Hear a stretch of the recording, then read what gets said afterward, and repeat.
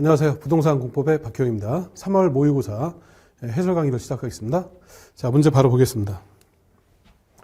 자, 41번 문제인데 국토개법상 광역도시계획 설명인데 틀린 거. 자, 1번 뭐죠? 중앙정기관회장, 시도의사, 시장군수는 국토장관 도의사한테 광역기권 지정 변경을 요청할 수가 있다. 뭐 요청해야 당연히 하겠죠. 뭐 지정하는 사람은 국장 또는 도의사고 나머지 중앙정기관 등은 지정을 못하니까 지정해달라고 요청한다. 맞죠? 이번에 광역기권이 둘 이상 시도 관할구에 걸쳐 있는 경우에 국토장관이 광역도시 수립한다. 자, 요 문제를 해결하려면 이 광역도시계획 수립권자라는 게 확실하게 정리가 돼 있어야 되는데, 이 광역도시계획은 광역계획권을 먼저 지정을 하고, 그 다음에 지정된 광역기권을 대상으로 광역도시계획을 수립하게 돼요. 문제에서 묻는 거는 광역기권 지정을 누가 하느냐, 요걸 묻거나, 광역도시계획 수립을 누가 하느냐, 요걸 이제 주로 묻게 되는데, 광역기권이 같은 노안에 있는 경우가 있고, 둘 이상 시도에 걸쳐서 지정되는 경우가 있죠. 광역기권이 같은 노안에 지정될 때 지정하는 사람은 도의사가 지정하고, 계획을 수립하는 거는 시장군수가 공동으로 계획을 수립하게 되죠. 광역기권이 둘 이상 시도에 걸쳤을 때 지정하는 거는 국토교통부 장관이, 계획을 수립하는 거는 시도의사가 공동으로 계획을 수립하게 됩니다.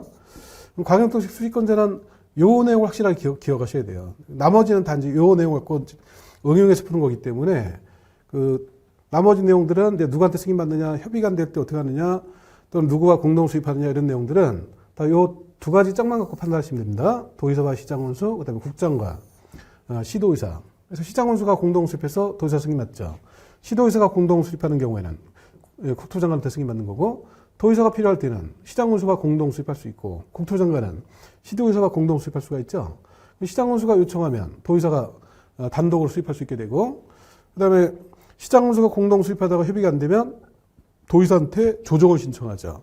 시도의사 간 협의가 안 되면 국토장관한테 조정 신청. 그러니까 나머지는 다 요 두 가지 짝만 갖고 해결되기 때문에 요 표가 먼저 딱 생각나야 되는 겁니다. 근데 특히나 이제 주의하실 게, 지정을 누가 하느냐, 요걸 물을 때하고, 계획 수립을 누가 하느냐, 이걸 물을 때를 확실하게 구별해서 풀어야 됩니다. 근데 문제에서 물어본 거는, 광역기권이 둘 이상 시도에 걸쳤을 때 수립을 누가 하느냐 물었죠. 수립을 누가 하느냐.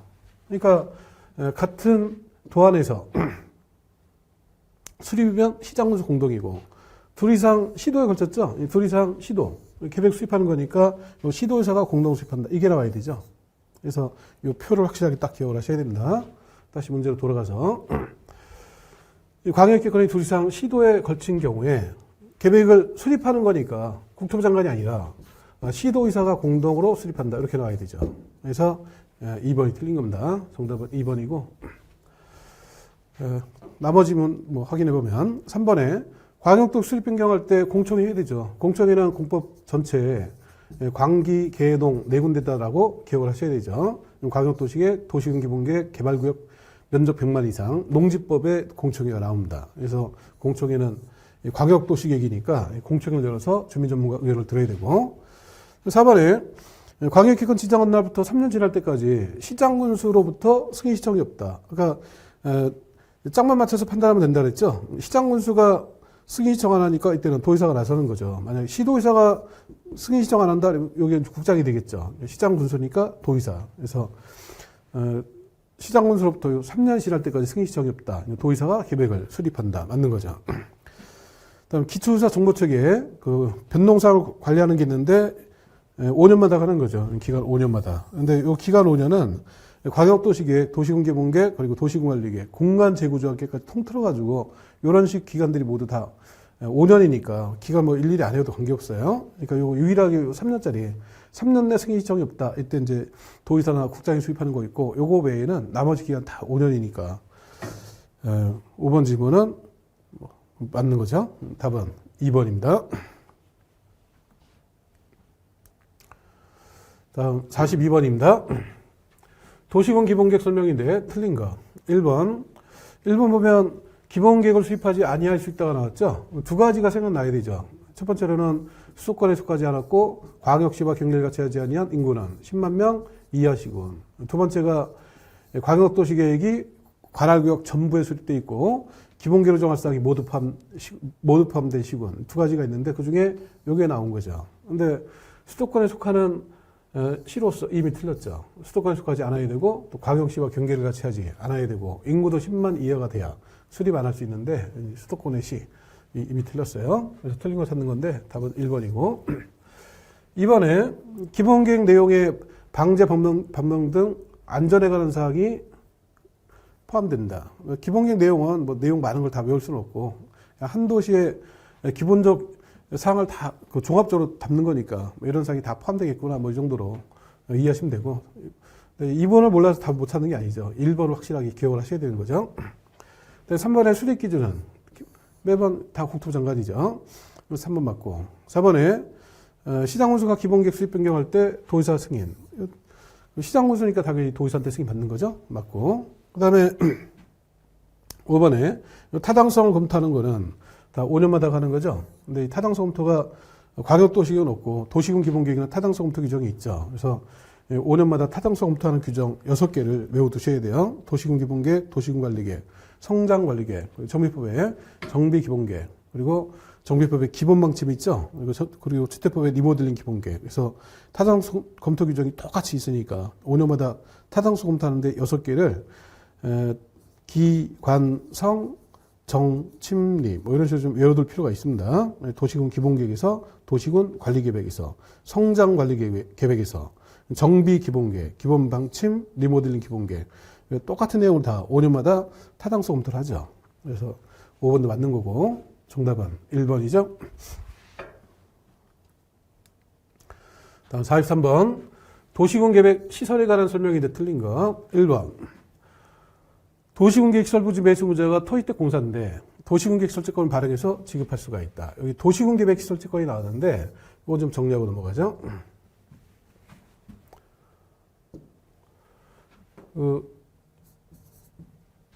도시군 계획 시설 채권인데 이 채권뿐만 아니라 도시개발법에 보면 도시개발 채권이라고 있어요. 도시군계획시설채권, 도시개발채권, 채권이고 채권 이름에 보면 여기 도시자가 붙었죠.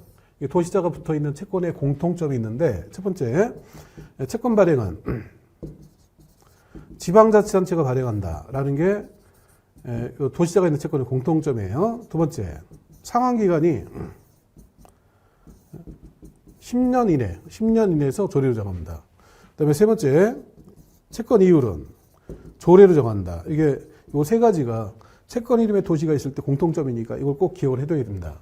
살짝 차이가 있는데 발행을 지자체가 하는데 도시개발채권의 경우에는 지자체 중에서도 시도의사가 발행을 합니다. 그리고 도시개발채권의 경우에 상환기간 이 10년이 구체적으로는 5년부터 10년 범위 내에서 조례로 정합니다. 그래서 살짝 디테일 내용이 좀 차이가 있습니다만 공통점은 채권 이름에 도시가 보인다. 발행지자체 상환기간 10년 이율 조례. 이게 바로 생각나야 됩니다. 그래서 특징만 봐도 답을 쉽게 찾게 되는데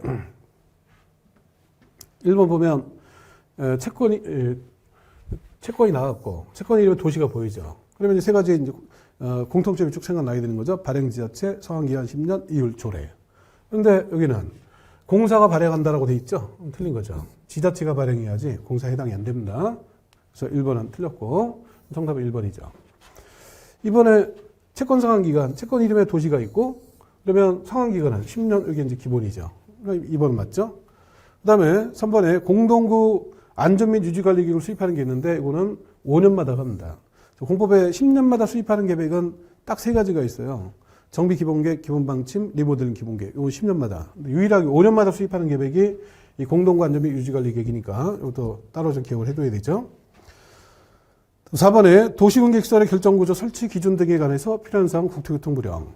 보통 이 기준 정하는 거는 수립기준, 지정기준, 작성기준 모두 다 국토교통부 장관인데 이 설치 기준만큼은 국토교통부 장관이 아니라 국토교통부령이죠. 그래서 설령 이런 식으로 따라 하나 좀 외워두셔야 돼요. 설치 기준은 국토교통부령. 국토교통부령으로 정하는 게 하나가 더 있죠. 도시개발법에 환지계획 기준, 환지계획 기준도 국토교통부령. 그래서 설령, 환영 뭐 이런 식으로 좀 따로 외워둬야 됩니다. 그리고 성장관리계획 수립 기준은 특별히 대통령령으로 정합니다. 그래서 그 성장통, 그래서 설령, 환영, 성장통 그 세 가지 예외를 기준 제외하고 나머지 기준 모두 다 국토교통부 장관이에요. 그런데 여기는 설치 기준이기 때문에 국토교통부 0이 된 거죠. 그래서 맞는 거고.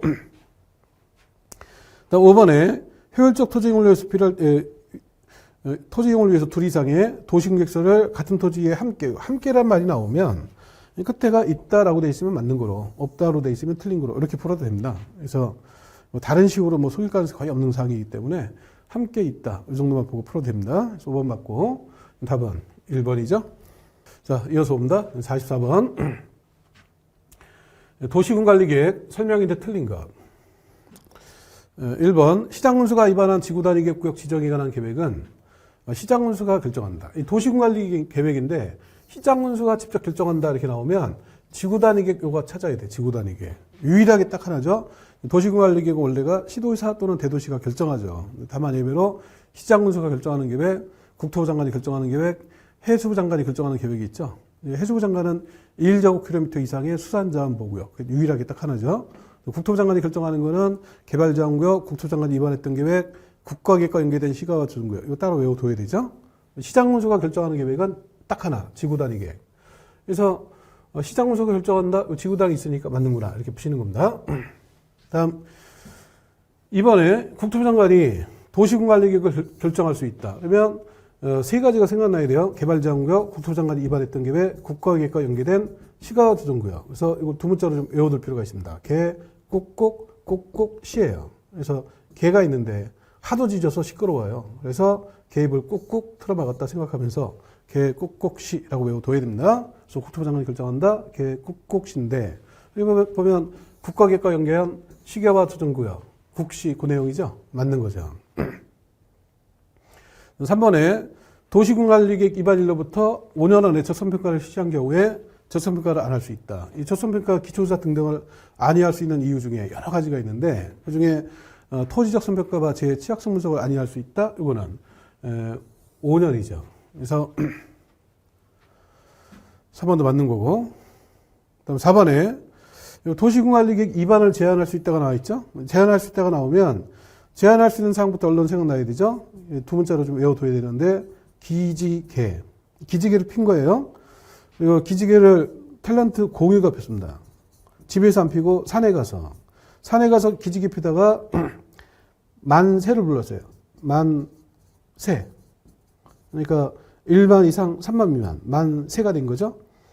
만세 부를 때는 입으로 부르겠죠. 그래서 제한할 수 있는 사항을 두 문자로 기지개를 탤런트 공유가 산에서 폈는데 만세도 불렀죠. 만세는 입으로. 그래서 요 내용 쭉 먼저 정리가 돼야 돼요. 그래서 요 중에 나오면 맞는 거고 여기 해당이 안 되면 틀린 걸 풀면 되는데 기반인설 지구단위계획 개발지능지구 개발지능지구 중에서 공업유통 즉 산업유통개발지능지구 그리고 입체복합구역 이걸 제한을 하는데 여기는 용도지역 지정을 제한한다. 틀렸죠. 그래서 틀린 거 찾는 건데 답은 4번이죠. 다음 5번에 계획결정 효력은 지용되면 고시한 날부터 다음 날이 아니라 고시한 날부터다라는 거 주의해야 되죠. 맞죠. 답은 4번이고 다음 45번 지구단위계획구역으로 지정할 수 있는 요건에 해당하는 지역이 아닌 것. 지구단위계획구역을 지정하는 거는 첫 번째 지정할 수 있다가 있고 그러니까 임의 지정 그다음에 지정해야 한다 의무 지정 대상이 있죠. 그리고 도시 외에서도 지정할 때가 있습니다. 도시 외에서 지정하는 경우에는 다시 세 가지가 있어요. 첫 번째로는 계획관리액 50% 시작이면서 나머지가 생산관리 또는 보존관리인 지역. 두 번째가 개발지정지구. 세 번째가 용도지구 폐지하면서 행위 제한을 지구단위 계획으로 대체하려고 할 때 이때 도시 외에서 지정하는데 여기는 지구단위 계획구역을 지정하는데 보면 개발지정지구를 대상으로 지정을 하고 있죠. 지역은 다 하나같이 도시 외죠. 도시 외에서 지정하는데 개발지정지구의 지구단위 계획구역을 지정하는 경우에는 요건이 있습니다. 그 개발지정지구가 어디 위치하느냐 이 요건이 있는데 첫 번째로 주거개발지정지구와 특정개발지정지구 그 다음에 주거기능이 포함된 복합 그건 사실 주거개발지정지구와 동일하게 보시면 돼요. 주거와 특정의 경우에는 계획관리지역에 위치해야 지구 단위 계획구역을 지정할 수 있게 됩니다. 근데 주거개발지능지구가 생산을 위치한다? 뭐 지정 안 되는 겁니다. 특정 개발지능지구가 농림지역에 위치한다? 이래도 안 되는 거예요. 주거와 특정은 계획관리안에 위치해야 되고, 그 다음에 산업교통개발지능지구, 그리고 주거기능이 제외된 복합개발지능지구, 이 경우에는 계획관리도 되고 생산관리도 되고 농림도 되는데 적어도 보전관리, 자연환경 보전, 여기는 안 되는 겁니다. 그 다음에 이 관광휴양개발지능지구, 관광휴양개발지능지구의 경우에는 도시지역 외에 어디에 위치해도 다 관계없죠. 도시 외에 뭐 계획관리든 생산관리든 보전관리든 뭐 농림지역이든 자연환경 보전지역이든 관계없이 다 지정할 수 있게 됩니다. 요 내용을 기억해서 풀어야 되는 건데 다 기억하기 사실 만만치가 않죠. 그러니까 이 중에 핵심 내용이 주거개발지능지구와 특정개발지능지구, 이거는 계획관리 안에 있어야 된다. 그래서 계획관리지역 안에 위치해야만 지구 단위 계획구역을 지정할 수 있는 게 두 가지, 주거가 특정이다라는 거, 요거라도 꼭 외워두셔야 돼요. 그래서 두 문자로 주특계, 이런 식으로 좀 외워둬야 됩니다. 그래서 보면 1번은 복합개발지능지구인데 주거기능이 포함이 안 됐으니까 주거기능 포함되면 이쪽으로 할 텐데 주거기능 포함이 안 되고 니까 요거랑 같이 계획관리, 생산관리, 농림지역에 위치하면 돼요. 근데 생산관리 위치하니까 관계없죠. 그 다음에 주거개발지능지구는 주특계라고 기억한다 그랬죠. 주거개발지능지구, 이거는 계획관리안에 위치해야 된다. 이번 뭐 계획관리니까 관계없죠. 그 다음에 산업유통의 경우에는 계획관리, 생산관리, 농림지역까지 돼요. 근데 적어도 보존관리나 자연환경 보존지역에 위치하면 안 되죠. 4번에 특정개발지능지구는 생산관리 위치하면 안 되죠. 왜냐면 주거개발지능지구, 특정개발지능지구는 계획관리지역에 위치해야 된다 그랬죠. 그래서 주특계 이렇게 외웠잖아요. 그러니까 특정개발지능지구는 여기 계획관리지역에 위치해야지 생산관리 위치하면 안 되는 거니까 답이 4번이 되는 것이죠. 그 다음에 관광휴양개발지능지구는 도시 외에 어디 위치해도 관계없으니까 뭐 자연환경 보존지역에 위치하든 보존관리든 다 관계없이 지정할 수 있게 되죠. 그래서 다 맞고 4번이 틀린 거죠. 다음 46번입니다. 개발행 허가받은 자가 행정청이 아닌 경우 공공시설 기속에 관한 설명인데 옳은 거. 자, 공공시설 기속 문제 조금 정리하고 넘어가죠. 자, 공공시설에 기속에 관한 사항이 나오면 행정청이 개발을 했느냐, 비행정청이 했느냐, 또 기속된 시설이 종래 시설이냐, 아니면 새로운 시설이냐, 요거에 따라 이제 기속 문제가 달라져요. 근데 그거를 뭐 완벽하게 정리하려면 복잡하니까 단어 보고 풀게끔 키워드 정리가 돼야 됩니다. 일단 개발한 자가 행정청이다라고 나오면 행정청. 그러면 자세히 읽을 게 없어요. 그냥 결론은 그냥 무상으로 귀속된다라고 그냥 기억하시면 돼요. 행정청이 개발한 경우에는 새로운 시설은 그 시설 관리할 관리청이 무상으로 귀속되고 종래 시설은 그 행정청이 무상으로 귀속됩니다. 그 다음에 새로 설치한 시설이 어떻게 되느냐 이렇게 물으면 그러면 이제 행정청이 개발을 하든 비행정청이 개발하든 새로운 시설은 그 시설 관리할 관리청에 무상으로 귀속이 돼버려요. 기본적으로 다 무상 귀속이죠. 행정청이 한 경우에는 종래 시설이든 새로운 시설이든 다 무상 귀속. 그다음에 그 새로운 시설인 경우에는 행정청이 했든 비행정청이 했든 다 무상으로 귀속이 됩니다. 그래서 다 기본적으로 무상 귀속인데 하나만 주의하시면 되는데 행정청이 아닌 자가 개발을 했어요. 비행정청이 개발을 했고 그다음에 귀속되는 시설이 종래 시설이다. 두 가지가 이제 동시에 맞았을 때 이때는 무상 귀속이 아니라 무상으로 양도 할 수 있다라고 나와야 돼요. 물론 이제 무조건 되는 게 아니라 조건이 있는 겁니다. 용도 폐지가 되면 종래 시설 용도가 폐지가 되고 새로운 시설 설치할 때 들어갔던 비용 범위 안에서 무상으로 양도할 수 있다. 그래서 요거 요건만 딱 주의하시면 돼요. 비행정청이면서 종래 시설 이때만 무상으로 양도할 수 있다고 나머지 행정청이 개발하거나 새로운 시설인 경우에는 모두 다 무상 귀속. 그러니까 요거만 딱 보고 푸시면 거의 실수 없이 풀립니다. 그 다음에 시설이 귀속되는 시기 언제 귀속이 되느냐? 귀속 시기는 통행 준비 이렇게 이제 외워두시면 돼요. 그러니까 행정청이 한 경우에는 세목을 통제한 때 귀속이 됩니다. 그 다음에 비행정청의 경우에는 중공사 받은 때 기속이 돼요. 그러니까 행정청의 경우에는 개발행위가 다 끝나면 중공사 먼저 받아요. 그 뒤에 세목을 정해서 통지를 합니다. 그럼 통지한 때 각각 기속이 됩니다. 근데 비행정청의 경우에는 중공사 먼저 내줬다가는 그 필요한 세목 통지 같은 거 안 할 수가 있기 때문에 중공사 신청을 하면 먼저 통지부터 다 하라라고 요구하게 됩니다. 그래서 통지가 다 끝나면 그때 이제 중공사 받게 되고 그 중공사 받으면서 기속이 됩니다. 그래서 기속 시기는 통행 준비. 시설 도로를 다 깔았으니까 통행할 준비한다 생각하면서 이렇게 기억을 해두면 돼요. 그래서 공공서 기속 문제는 사실 복잡한데 이렇게만 확실히 기억해두면 그 실수 없이 정확하게 풀립니다. 그래서 문제를 보면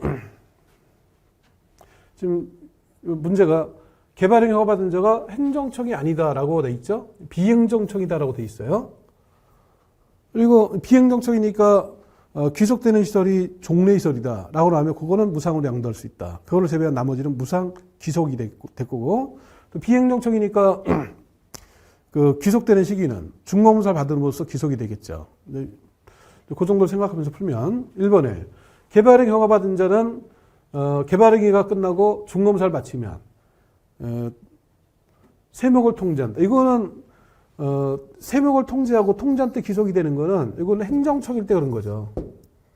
여기 이제 비행정청이니까 1번은 틀리게 되는 겁니다. 그 다음에 2번에 관리청에 그 세목을 통지한 날에 각각 귀속된 거로 본다. 그 귀속되는 시기가 통지한 날 귀속된 거로 본다는 이것도 행정청일 때 그런 거죠. 그러니까 이것도 틀린 거고.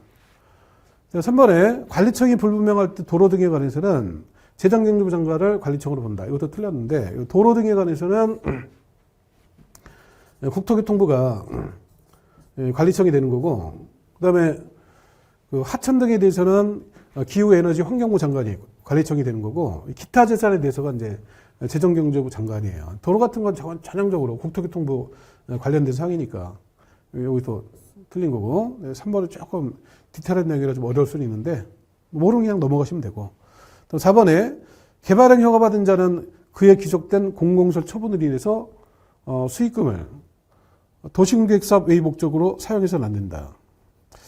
4번도 좀 어려운데 보통은 이제 목적의 사용 금지시키죠. 근데 이것도 굉장히 지금 4번 지분도 어려운 지분인데 여기 목적에 사용해서는 안 된다라는 이 내용도 행정청일 때만 해당되는 내용이에요. 근데 여기 비행정청이니까 4번은 관계없는 내용입니다.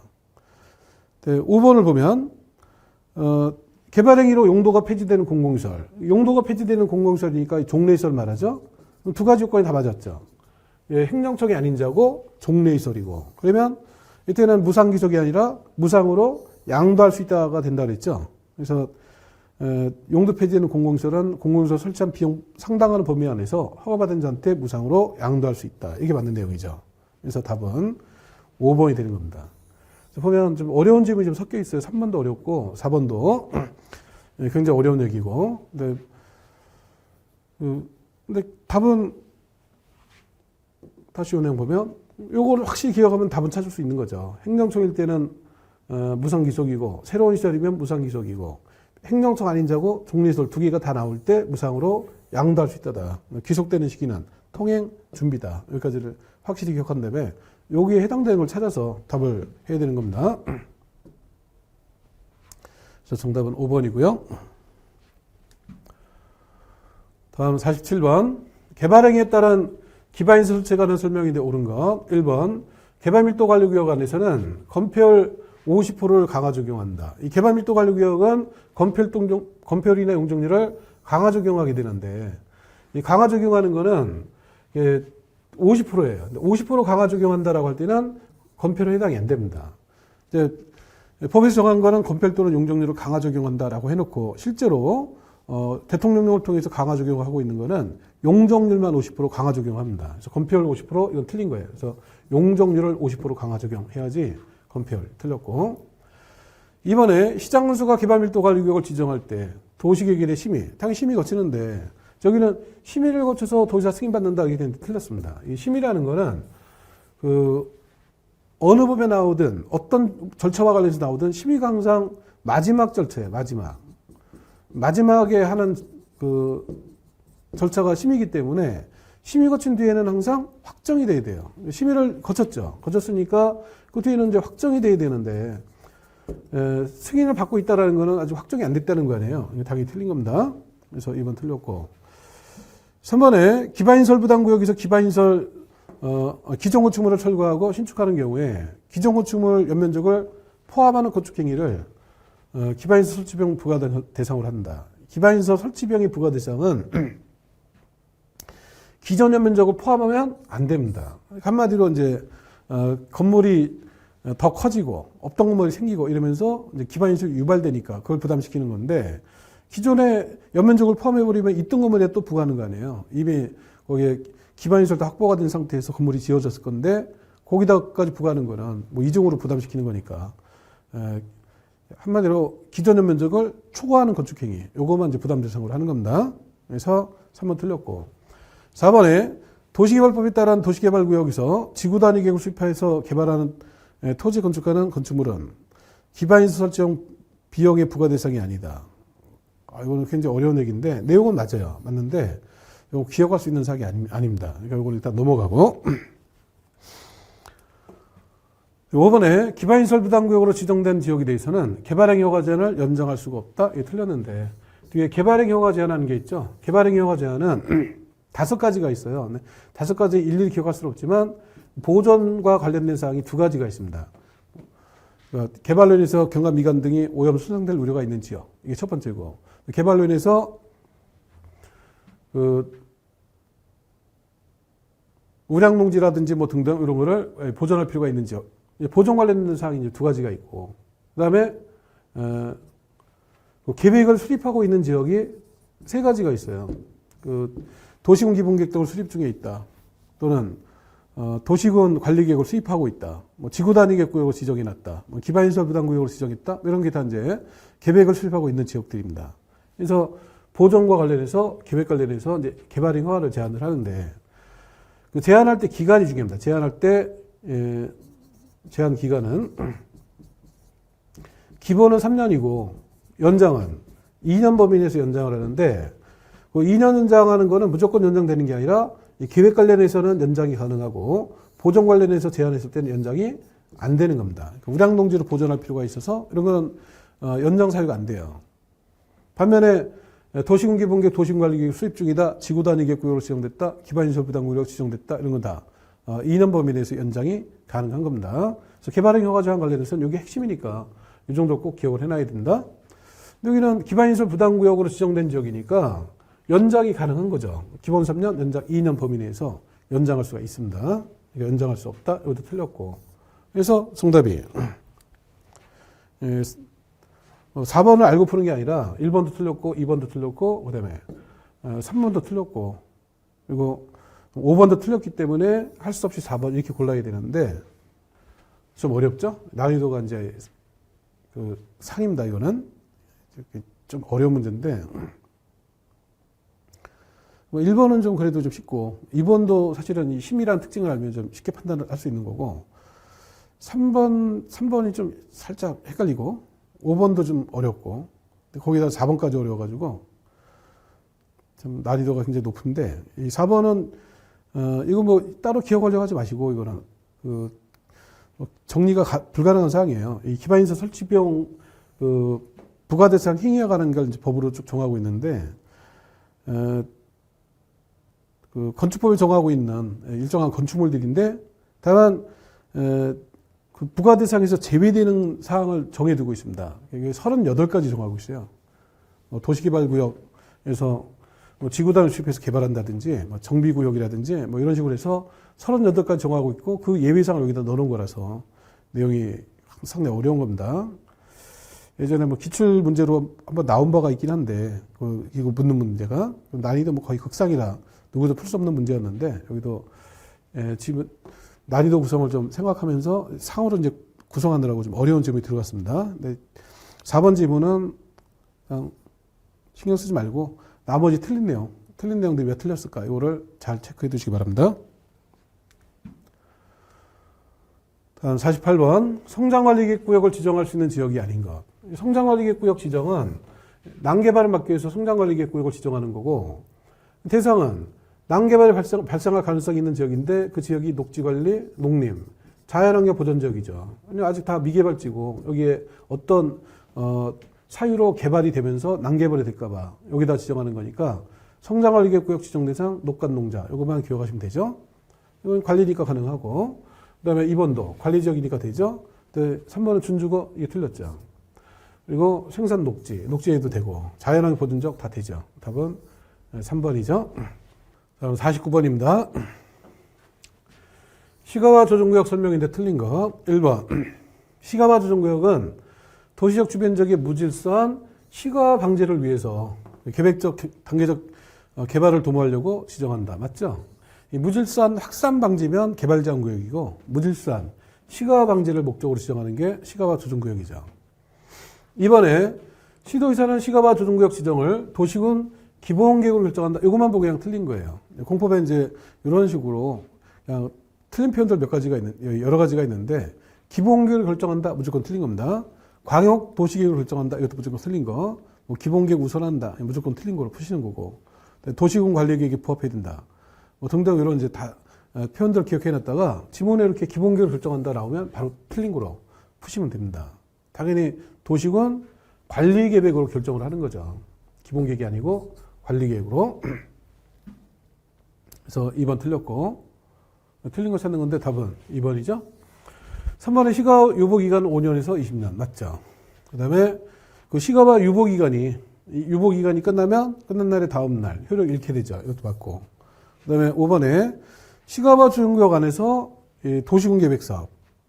시가와 조정구역 안에서 하는 도시군 계획 사업은 원래 이제 개발하면 안 되니까 다 제한되는데 아주 예외적으로 중앙장 기관이 요청을 했고 그리고 국토부 장관이 생각해 보니까 지정 목적 달성에 지장이 없다. 이렇게 이제 판단이 되면 이때 그 시가 도시군 계획 사업은 시가와 조정구역에서도 사업 시행이 가능하게끔 예외를 인정하고 있습니다. 그래서 5번은 맞는 거고 정답은 2번이죠. 다음 50번 도시군 계획시설 사업에 관한 설명인데 옳은 것.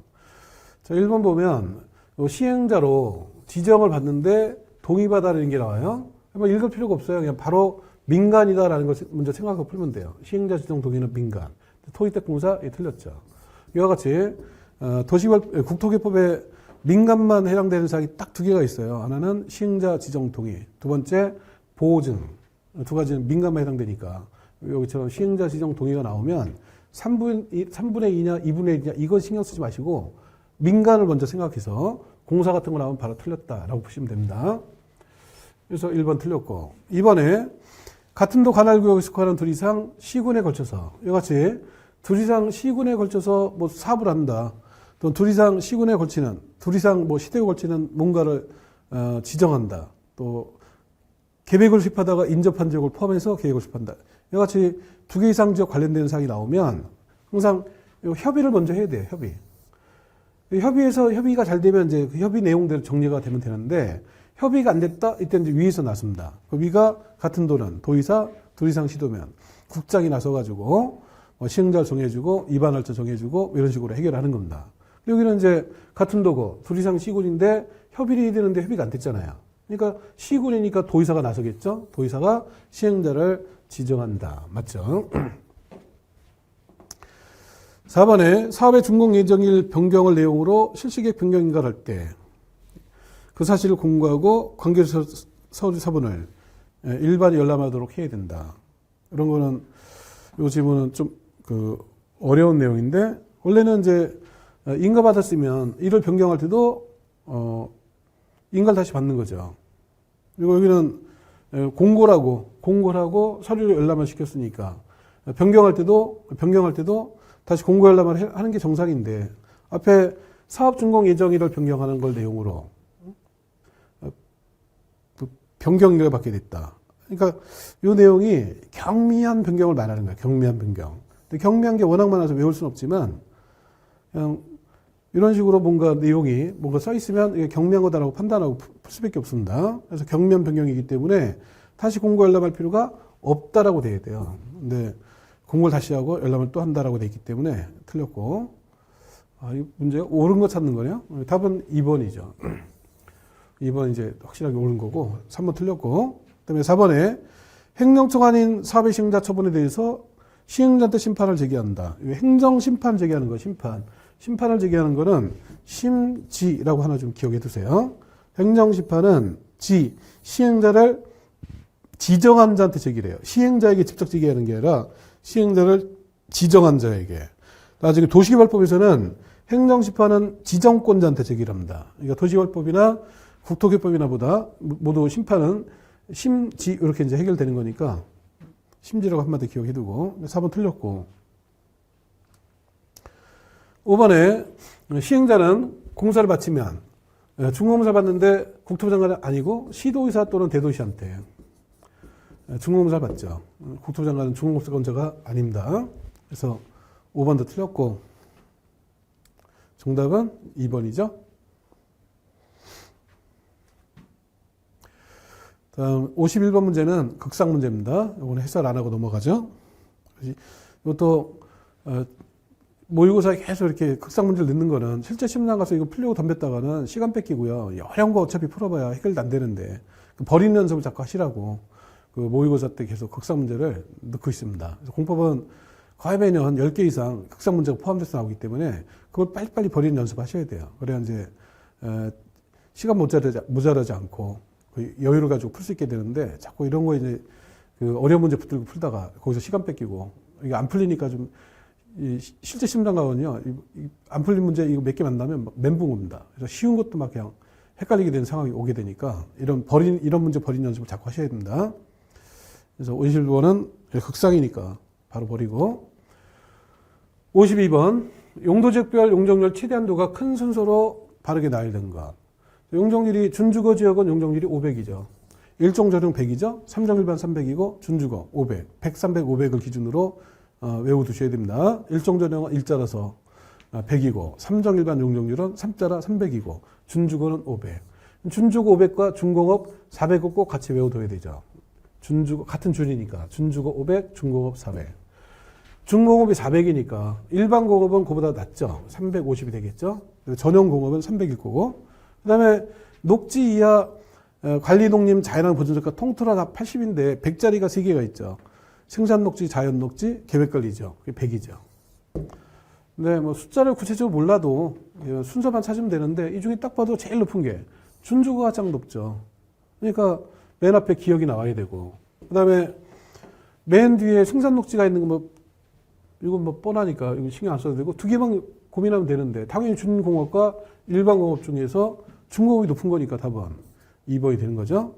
그래서 기억, 디귿, 니은, 리얼. 그래서 답은 2번. 다음 53번. 국토부 장관이 도시개발구역을 지정할 수 있는 경우가 아닌 것. 국토부 장관이 도시개발구역을 지정한다. 그러면 5가지를 기억을 하셔야 되는데 뭐 문장으로 기억 못하니까 두 문자로라도 좀 외워두셔야 됩니다. 그래서 저는 이제 중국 협의 30만 긴급 이렇게 이제 외우라고 두 문자를 정리해 줬는데 국토부 장관이 중국과 협의를 했어요. 협의 내용은 돈을 빌려달라고 30만 원을 긴급하게 빌려달라고 협의했다라고 생각하면서 중국 협의 30만 긴급 이렇게 외워두셔야 됩니다. 이제 이 단어만 보고 풀면 되는데 여기서 2가지만 주의하면 돼요. 첫 번째 중앙정 기관을 말하는데 중앙정 기관의 장이란 딴 사람들이 아니고 그냥 장관들을 말하는 거라 이렇게 생각하시면 돼요. 법에서 말하는 이제 중앙정 기관이 여러 가지가 있습니다. 뭐 장관도 있고 뭐 공정거래위원회라든지 뭐 이런 중앙정 기관도 있고 한데 시험에 나올 만한 거는 중앙정 기관은 우리 시험에는 장관만 나오니까 중앙정 기관의 장은 장관이다 이렇게 생각하시면 되고 그다음에 30만 이상으로 제한했는데 30만 이상으로 제한하는 거는 공공기관의 장 또는 정보출연기관장이 제한을 해야지 뭐 지방사가 제한한다 이런 거 해당이 안 돼요. 그래서 공공기관 정보출연기관장이 30만 이상으로 제한을 했다. 요거 2개만 주의하시면 돼요. 나머지 단어 그대로만 보고 풀으면 됩니다. 그래서 1번은 국가가 처벌한다 중국의 국이죠. 그러니까 맞는 거죠. 2번은 장관이 요청했다. 장관이니까 중앙정기관의 장이 요청했다. 그거죠. 맞는 거고. 3번은 지방공사장이 30만 규모로 구역 지정을 요청했다. 요청은 중앙정기관의 장이 요청하는 거예요. 그리고 시장군수가 시도의사한테, 시장군수 구청장이 시도의사한테 요청하는 게 있긴 하죠. 그러니까 지방공사는 요청하는 건 일단 해당이 안 되고, 이게 제한이라 하더라도 30만 이상으로 제한했는데 공공기관장, 정부 출연기관장이 제한해야지 지방공사는 해당이 또 안 되죠.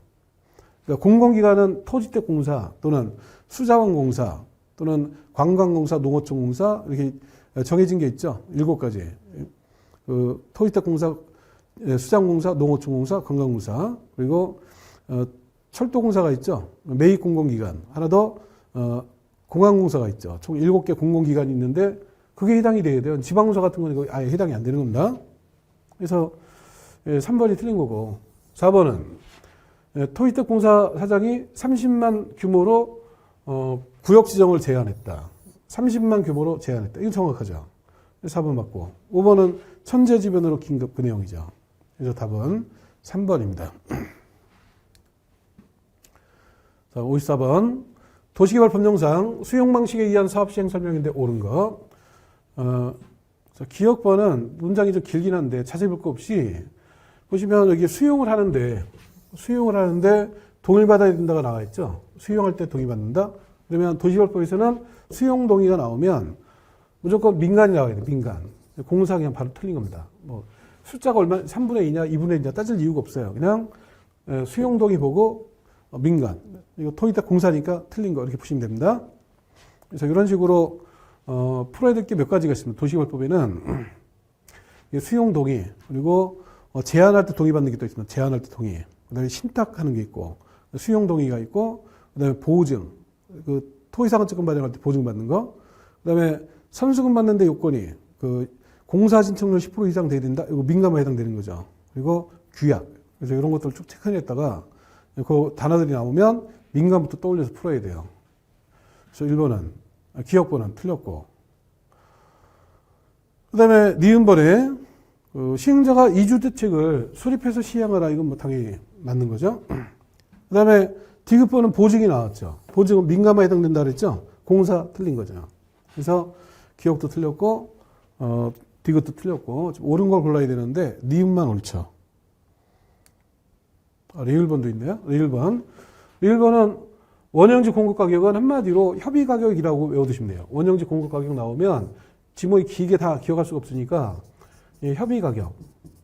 그래서 도시개발법에서는 3가지 가격을 기억하셔야 되는데, 첫 번째 조정토지가격은 감정가격, 원형지 공급가격은 협의가격, 그다음에 환지 방식의 조정토지 가격이 있어요. 환지 방식의 조정토지. 이거는 심의가격이다. 이렇게 3가지를 묶어서 좀 기억을 해두세요. 그러니까 원형지 공급가격 나오면 협의라는 게 나와야 돼요. 그래서 이게 중요한 건 아닙니다. 내용은 개발계획이 반영된 원형지 감정 가격에 시행자가 원형지에 설치한 기반인설 공사비를 더해서 시행자와 원형지 개발자가 협의해서 결정한다. 이 단어가 핵심이에요. 협의해서 결정한다. 그리고 속일 때는 뭐 감정 가격을 한다든지 또는 공시지가를 한다든지 뭐 다 이렇게 속이는 거니까 그냥 협의라는 말이 꼭 나와야 되는 겁니다. 그러니까 1번 맞죠. 그래서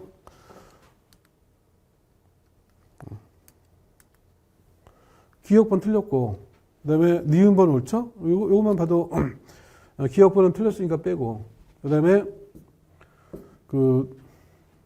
니은번은 옳았죠? 근데 다시 앞에 디귿번은 보증인데 공사니까 틀린 거고, 그러니까 디귿번도 빼고 나면 답은 5번이 되는 거죠. 그래서 니은과 리을 여기 옳은 거죠. 답은 5번. 다음 55번. 환지 방식 사업 시행에 관한 설명인데 틀린 거. 1번에 시행자는 환지 방식이 적용되는 도시개발구역의 조성토지 가격. 환지 방식의 조성토지 가격이죠.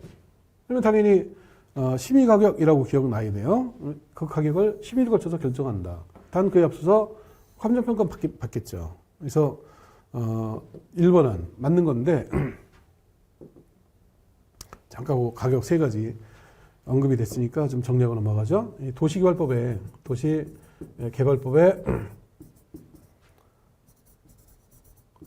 가격 3가지 가격을 기억하시는 건데, 그냥 조성토지 가격은 감정가격, 그 다음에 원형지를 공급할 때 가격은 협의 가격. 그리고 환지 방식의 조성 토지. 이 가격은 심의 가격이라고. 다 지문들은 다 길어요. 근데 긴 걸 그대로 다 기억할 수 없으니까 최대한 핵심 단어를 줄여서 기억하는 겁니다. 감정 가격, 원형지는 협의 가격, 환지 방식의 조성 토지는 심의 가격. 그러니까 여기 심의라는 거는 그 토지평가 협의에 심의를 거쳐서 가격을 결정한다. 다음 그에 앞서서 감정평가 받는다. 그리고 원형 공급 가격은 시행자와 원형지 개발자가 협의해서 가격을 결정한다. 초성 토지 가격 그냥 감정 가격을 하는 거죠. 그래서 이 세 가지 가격을 동시에 좀 기억을 해놔야 됩니다. 그래서 1번 다시 보면 환지 방식의 조성 토지 가격이니까 심의 가격, 토지평가에 비해 심의를 거쳐서 결정한다. 단 감정평가 법인은 법인들에게 평가는 당연히 받는 거고. 그래서 1번은 맞고, 2번에 행정청한 시행자가 환지계획을 작성하면 시군구 인가를 받는다. 맞죠? 도시개발법에서는 인가받는다, 승인받는다, 검사받는다 다 지정권인데 유일하게 환지계획 인가, 요거는 시장군수 구청장이니까 특별히 좀 주의하셔야 됩니다. 그래서 2번 맞고, 3번에 행정청인 시행자가 환지계획을 정할 때 해당 토지 임차권자는 공란기관안에 의견서를 제출할 수가 있다. 환지계획에 대해서 이해관계 의견을 들어야 되죠. 이해관계 의견을 들으려면 이해관계는 알려야 되니까 통지를 해주고 서류를 공람을 시켜요. 공란기관에 와서 이렇게 그 이해관계가 있는 임차권자 등이 의견을 제출할 수가 있게 되는 거죠. 그리고 제출된 의견에 대해서 반영 여부를 통보하는데 60일 내 통보하도록 돼 있죠. 그래서 3번 맞는 거고. 그 다음에 4번에 환지 설계 시 적용되는 토지 건축물의 평가액은 최초 환지계획 인가 신청치를 기준으로 해서 정하되. 아, 이거 어려운 내용인데 이것도 난이도가 좀 있네요. 환지 설계 시 적용되는 토지 건축물의 평가액은 최초 환지계획 인가 신청시가 아니라 신청하는 건 그 날짜가 특정되기 어렵잖아요. 이거 환지계획 인가할 때 이게 이제 환지계획 확정되는 시기니까 환지계획 인가 시를 기준으로 해야 그 가격이 정확한 가격이 나오겠죠. 그리고 기본적으로 이렇게 정해진 가격은 변경할 수 없습니다. 이 가격을 토대로 해서 이제 토지 환지나 이런 게 다 이제 정해지기 때문에 이거를 가격을 바꿔버리면 그 환지가 될 때 막 뒤죽박되기 때문에 그 가격을 정해놓고 그거를 변경하지 못하게끔 제한을 두고 있습니다. 근데 환지 방식의 사업에 관해서 본질을 이해해야만 이런 게 이해가 되는데 어려워요. 그래서 환지 방식 자체가 어려우니까 이거 좀 가볍게 봐두고. 틀린 거 찾는 건데 이 틀린 내용이 어려워서 이거는 난이도가 높은 거니까 뭐 틀렸다고 억울해하실 필요 없습니다. 그냥 4번 그냥 틀렸는데 뭐 내용은 넘어가고. 5번에 환지계획에서 정하여진 환지는 환지처분이 공고된 날의 다음 날부터 종전토지로 본다. 맞죠? 이거 환지처분의 효과는 기본은 다음 날이죠. 환지를 종전토지로 본다. 환지처분 공고일의 다음 날부터. 입치한지를 취득한다. 다음 날이죠. 채비지를 시행자가 취득하는 것도 다음 날. 보류지를 환지계획으로 정한 자가 취득하는 것도 다음 날이고, 청산금이 확정되는 것도 다음 날이고, 소멸하는 게 있죠. 부지정이 됐을 때 종전토지 권리의 소멸. 그건 환지처분 공고일이 끝나는 때. 또 행사 이익이 없어진 지역권의 소멸도 환지처분 공고일이 끝나는 때. 그래서 소멸은 끝나는 때예요. 소멸 끝나는 때고, 그다음에 채비지 중에서 이미 처분된 채비지가 있습니다. 그거는 법률행위가 있었으니까 그 등기까지 완료가 돼야만 이제 그 취득하게 됩니다. 이미 처분된 채비지는 등기를 해야 그때 이제 확정되는 거고. 그래서 세 가지로 기억하시면 돼요. 기본은 다 다음 날이고, 소멸은 끝나는 때고, 이미 처분된 채비지는 등기를 해야만 취득하는 거니까 2등 뭐 이런 식으로 좀 외워두셔야 돼요. 그 중에 이제 이건 가장 기본인 거죠. 환지를 종전토지로 본다. 환지를 종전토지로 본다. 여러분 환지처분 공고일의 다음 날부터. 그래서 맞고. 그래서 정답은 4번입니다. 56번입니다. 도시개발채권에 관한 설명인데 옳은 것. 여기 채권인데 이름에 도시가 붙었죠. 앞에 문제 풀다가 채권 이름에 도시가 있을 때 공통점을 정리한 바가 있었는데 그거 다시 한번 확인해 보면 이게 그 가격이고, 자, 채권이 그 이름에 도시가 붙어 있는 채권이 두 개가 있다 그랬죠. 국토개법의 도시군계획시설채권, 그다음에 도시개발법상 도시개발채권. 이 채권 모두 이름에 도시가 붙었고, 이름에 도시가 붙어 있으면 공통점 세 가지가 있는데, 발행지자체, 상환기간 10년, 이율조례. 이게 공통점이에요. 그 중에 도시개발채권은 구체적으로 지자체인데 시도의사가 발행하는 거고, 그 다음에 채권 상환기간이 10년인데 5년부터 10년 범위 내에서 조례로 정합니다. 그래서 살짝 요 내용의 차이가 있습니다만, 기본은 같은 거니까 요 공통점을 꼭 정리해 두시고, 공통점이 정리가 되면 나머지 내용들이 수월하게 정리가 됩니다. 그래서 1번은 시도의사가 도시개발채권 발행할 때, 시도의사가 발행하는 건 문제가 없죠. 근데 국토장관 승인 만든다? 이게 또 틀렸는데, 이것도 정리하고 넘어가죠.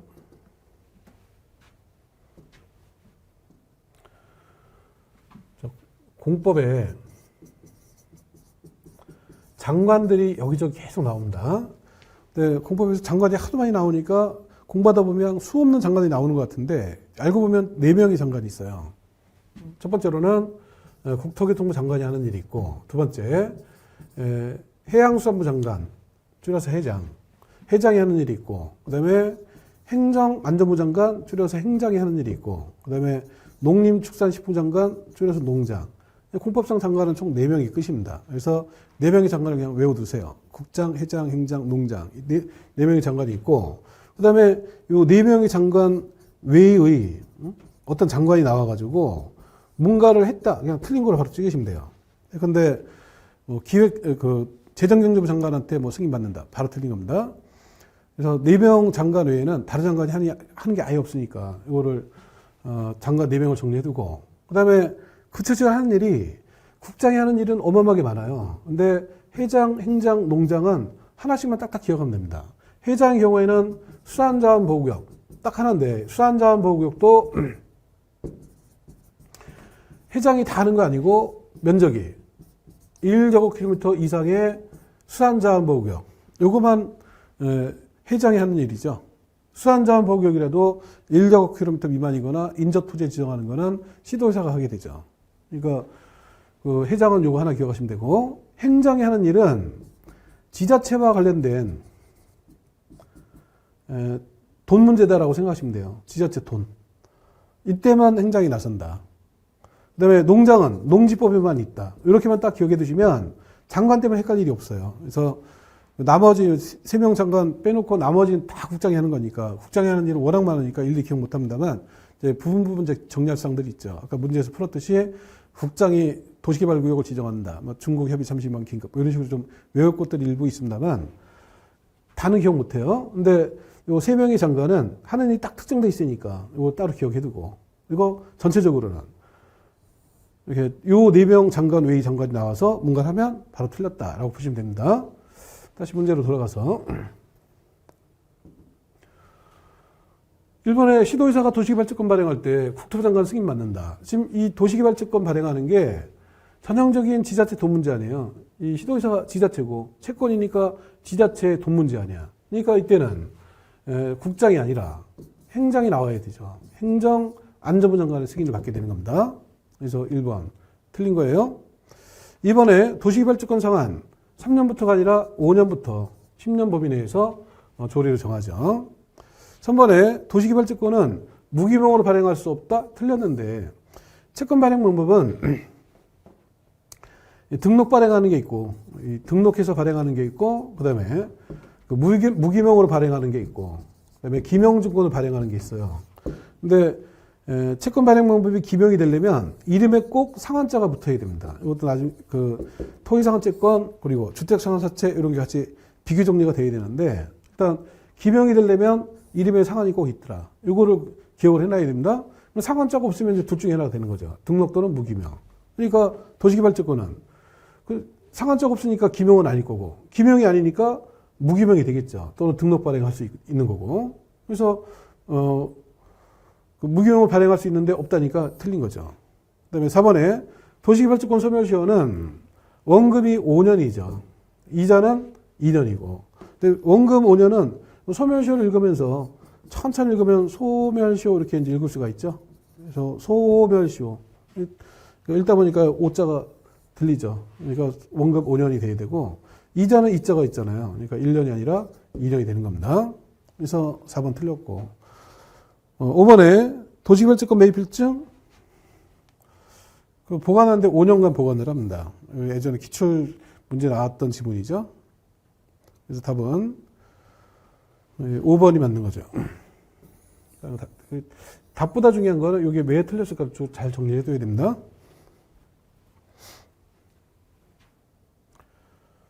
자, 57번 문제 보죠. 도시개발구역 안에서 특별시장, 광역시장 또는 시장군수한테 허가를 받아야 되는 행위. 도시개발구역 또는 정비구역에서 허가 대상 행위가 있는데 정비법, 도시개발법 위원회 거의 똑같으니까 어느 한쪽은 꼭 정리를 해놔야 됩니다. 나오면 똑같이 풀면 되는데 1번에 농림수산물 생산에 직접 이용하는 비닐하우스와 같은 간이공장 이런 거는 당연히 허가를 안 받아요. 이 국토개발법도 비닐하우스는 허가 대상이 제외가 되죠. 그러니까 도시개발법, 정비법 다 마찬가지로 제외되는 거고. 그다음에 2번에 재해복구 재난 수습을 위한 응급조치 급한데 허가받을 틈이 없죠. 당연히 허가받을 필요가 없는 거고. 3번은 도시개발구역 개발에 지장이 없다. 경관을 순상하지 않는다. 아무 문제가 없다는 거 아니에요. 그러니까 뭐 이런 정도는 허가받지 않고 해도 관계가 없는 거죠. 5번에 토지 분할은 무조건 허가받는 겁니다. 분할이 보이면 무조건 허가받아요. 답은 4번이 되는 겁니다. 무조건 허가받는 게 두 가지가 있습니다. 하나는 분할, 두 번째로는 건축물. 건축물의 용도 변경이 됐든 건축물을 건축하는 게 됐든 건축물은 무조건 허가받고 분할도 무조건 허가받는다. 이 두 가지를 꼭 같이 기억을 해두세요. 왜냐하면 이 두 가지가 지분 쪼개기 문제 때문에 이 지분 쪼개기를 통해서 자꾸 투기가 생기니까 이거를 방지할 필요가 있죠. 그러니까 두 가지는 아예 예배를 안 두는 겁니다. 그래서 분할을 할 때는 허가 무조건 받아야 되고 건축물 관련해서 할 때는 무조건 허가 받는 겁니다. 그래서 답은 4번이고 5번에 남겨두기로 결정된 대지 안에 물건을 쌓아둔다. 남겨두기로 결정된 대지니까 여기도 사업에 아무 지장이 없으니까 예배가 되는 겁니다. 그래서 5번도 맞고 5번도 허가 받을 필요 없고 답은 4번이죠. 다음 58번은 극상 문제니까 이건 생략을 하죠. 잠깐 좀 쉬었다가 이어서 보도록 하겠습니다. 자, 이어서 보겠습니다. 자, 59번 문제 보죠. 정비법령상 용어에 관한 설명인데 틀린 건 1번에 주관기순 사업은 저소득 주민 요것만 봐도 거의 맞는 겁니다. 특징을 보시면 되는데 저소득 주민이 집단 거주하면서 기반인설이 극히 열악한 거죠. 노후불량 건축물이 과도하게 밀집한 지역에서 주관경을 개선한다. 여기 첫 번째 주관기순 사업이고 하나가 더 있죠. 단독 또는 다세대가 밀집한 지역에서 정비기반인설, 공동이용설, 확충을 통해서 주관경을 보존 정비 개량한다. 정확한 설명이고 이번에 기반인설 양호만 봐도 재건축이죠. 재개발 사업이면 열악 밀집 이런 거 나와야 되죠. 또 상업공업 이런 게 나와야 되고 양호한 지역에 사는 거는 재건축. 2번도 맞죠. 3번에 건축물이 훼손되거나 일부 멸실돼서 안전사고 우려가 있다? 당연히 노후불량 건축물이죠. 맞는 거고. 그 다음에 4번에 기본계획 수익권자는 기본계획에 대해서 5년마다 타당성 여부를 검토해서 기본계획에 반영해야 된다. 이 타당성 검토하는 게 앞에 문제도 나왔었는데 5년마다 타당성 검토한다. 그러면 기관성, 정침리 뭐 이렇게 외워둔다 그랬죠. 그래서 도시군 기본계획, 도시군 관리계획, 성장 관리계획, 정비 기본계획 바로 이 내용이에요. 정비 기본계획 그리고 기본 방침, 리모델링 기본계획 다 동일하게 5년마다 타당성 여부를 검토해서 반영을 해야 되죠. 이거 맞죠? 5번 재개발 사업의 토지 등 소재란 구역에 위치한 토지 또는 건축물 소유자 또는 전세권자 이게 틀렸죠. 전세권자는 없고 지상권자까지가 있는 거죠. 그리고 재건축은 또 주의해야 되죠. 재건축은 지상권자가 또 해당이 안 되고 또 재건축은 미시죠. 건축물 및 부속 토지. 반면에 재개발 사업이나 주광예술 사업은 또는 그러니까 그 재건축까지 포함해서 토지 등수자 의미가 확실하게 딱 정리가 돼야 됩니다. 여기 이제 전세권자가 틀렸고 정답은 5번이죠. 자, 60번 문제는 극상 문제니까 이걸 생략합니다. 61번도 극상 문제. 이것도 생략을 하고 62번 뭐죠? 정비법령상 조합 2번에 관한 설명인데 틀린 거 1번 조합의 조합장은 선임일부터 정비사업 준공인가를 받을 때까지 해당 정비구역에 거주해야 된다. 이게 틀렸는데 준공인가를 받을 때까지가 아니라 관리처분계획 인가를 받을 때까지. 요때까지 거주하는 거지. 상식적으로 생각해보면 관리처분계획 인가고시가 딱 떨어지면요. 종전토지건축물 사용수익이 정지가 됩니다. 그때부터 이제 공사로 들어가요. 그러니까 종전 노후된 건물 다 헐어버릴 건데 거기에 한참 공사 중인데 그 조합장이 그걸 거주한다는 건 말이 안 되죠. 그래서 조합장은 해당 지역에 계속 거주를 해야 되는데 관리처분 인가가 있을 때까지 이때까지 거주하는 거고 이제 건물이 철거되면 당연히 딴 동네로 나갈 수밖에 없죠. 그래서 1번이 틀린 겁니다. 답은 1번이고 2번에 조합의 감사는 대연이 될 수 없다. 기본적으로 겸직금지 의무가 있죠. 겸할 수 없다 그 얘기예요. 근데 유일하게 대연이 될 수 있는 게 조합장이죠.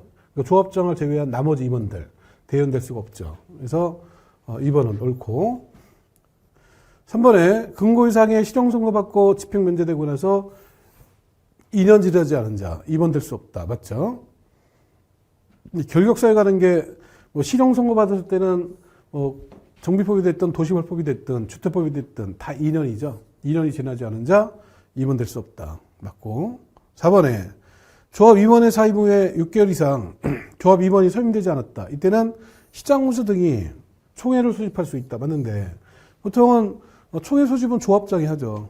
근데 조합원들 요구로 또는 대의원의 요구로 해서 조합장이 소집을 해야 되는데 시장군수가 유일하게 총회를 소집하는 게 딱 하나가 있어요. 바로 6개월 이상 그 임원을 선임하지 않고 있다. 이럴 때는 시장군수가 총회를 소집할 수 있게 됩니다. 그래서 4번은 맞는 내용이고 5번에 그 조합장은 대의원의 소집 청구가 있을 때 14일 이내에 대의원을 소집해야 된다. 이것도 맞는데 날짜가 하도 많이 나와가지고 일일이 외울 수는 없는데 너무 디테일한 사항이긴 해요. 그러니까 뭐 이거 기억할 수는 없지만 1번을 상식적으로 좀 판단해야 돼. 상식적으로 관리적 인가가 떨어지면 공사를 해야 되는데 계속 거주한다는 거 말이 안 되니까 5번이 살짝 어려운 게 있습니다만 답은 1번 고를 수 있고요. 다음 63번 정비예정구역 또는 정비구역 해제 사유가 아닌가. 자, 이거 좀 정리하고 넘어가죠.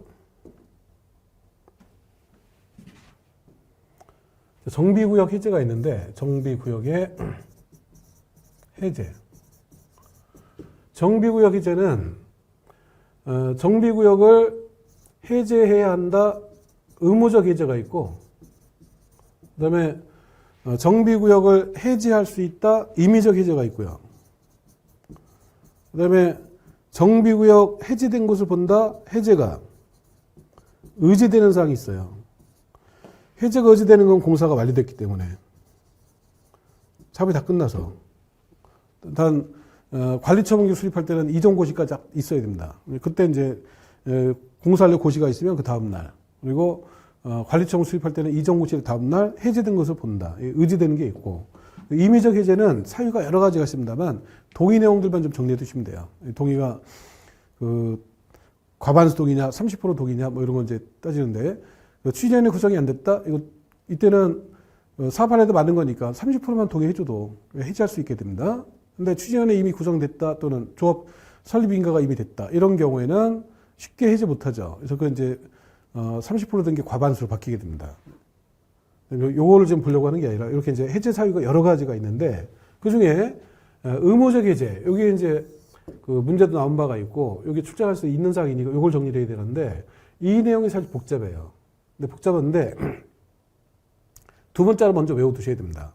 사업하는 순서가 구역 지정 예정일이 있고 그 다음에 구역을 지정하겠죠. 구역 지정하고 나면 보통은 이제 추진을 먼저 구성을 하고 추진위원회가 조합 설립 인가받고 그 뒤에 사업 시행 계획을 정해서 인가받고 사업을 하는 겁니다. 순서가 예, 구, 추, 조, 사예요. 그래서 정비 사업이 이렇게 쭉 진행이 돼야 되는데 사업이 진행이 안 되니까 구역을 해제하라 이런 얘기예요. 그래서 예정일, 구역, 추진위원회, 조합, 사업 시행 계획 인가. 그래서 이 순서를 기억한 다음에 이 단계별 기간이 3년, 2년, 2년, 3년이에요. 이 가운데 기준으로 앞뒤가 대칭이 돼 있죠. 그래서 순서는 예구추 조사. 기간은 3년, 2년, 2년, 3년. 이러면 이제 끝난 겁니다. 구역 지정 예정일로부터 구역 지정을 해야 되는데 3년 지나도 안 한다. 그 예정 구역을 해제해야 되는 거고. 구역 지정하고 나서 2년 안에 추진위원회 승인 신청이 없다. 이 구역 해제해야 하는 거고요. 또 취지위원회 구성 승인받고 나서 2년 안에 조합 설립인가 신청이 없었다. 이때는 또 구역을 해제하게 되는 거고, 조합 설립인가 받고 3년 안에 사업 시행 계획 인가 신청이 없다. 해제가 되는 겁니다. 그리고 이제 여기에 추가해서 구역 지정하고 나서 취지위원회 구성 없이 바로 조합 설립인가 받을 때가 있어요. 정비사업에 관한 공공지원 이런 거 따를 때는 취지위원회가 없어도 됩니다. 이때는 이제 취지위원회 구성 안 하고 건너뛰니까 원래는 2년 총 4년 걸릴게 하나 건너뛰니까 빼기 1년에서 3년이 되는 거고, 그 다음에 구역 지정하고 나서 사업시행계획인가를 바로 받을 때가 있어요. 토지 등 소유자가 재개발을 한다. 이런 경우에는 조합 구성 없이 사업을 하니까 취지위원회도 없고 조합도 없고 바로 사업시행계획인가를 받게 돼요. 이때는 2년 그리고 취지위원회 구성한다고 또 취지위원회 구성하면서 2년, 조합 설립할 때 2년, 사업시행인가 받느라고 3년, 총 7년이죠. 근데 두 번을 건너뛰잖아요. 이거 건너뛰고 이것도 건너뛰고, 그러니까 빼기 2년을 해줘야 되죠. 5년이 되는 겁니다. 그래서 구역을 해제한다는 딱 요 틀로 정리해 두시면 쉽게 정리가 되는데, 그냥 내용을 읽어가지고는 굉장히 어렵습니다. 그래서 해제한다 무조건 예구추조사 이게 생각나야 되고, 그 다음에 그 기간이 3년, 2년, 2년, 3년, 나머지 이제 건너뛸 때 빼기 1년씩 해주더라. 뭐 이렇게 이제 정리하시면 좀 어렵지만 나름대로 정리가 되고 문제도 이제 풀리게 됩니다. 문제를 보죠.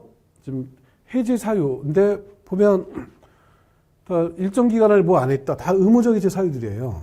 근데 이걸 읽고 풀려면 복잡하니까 아까 두 문자를 기억한 다음에 그 단어를 기준으로 이제 푸시면 되는데, 여기는 예정일이고 그리고 구역 지정 신청을 안 한다 이렇게 나온 거 아니에요?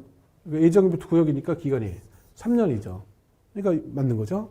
이번에는 구역을 지정하고 나서 추진위원회 승인 신청을 안 한 거죠. 그러니까 예구추 조사를 했죠. 예구추 조사.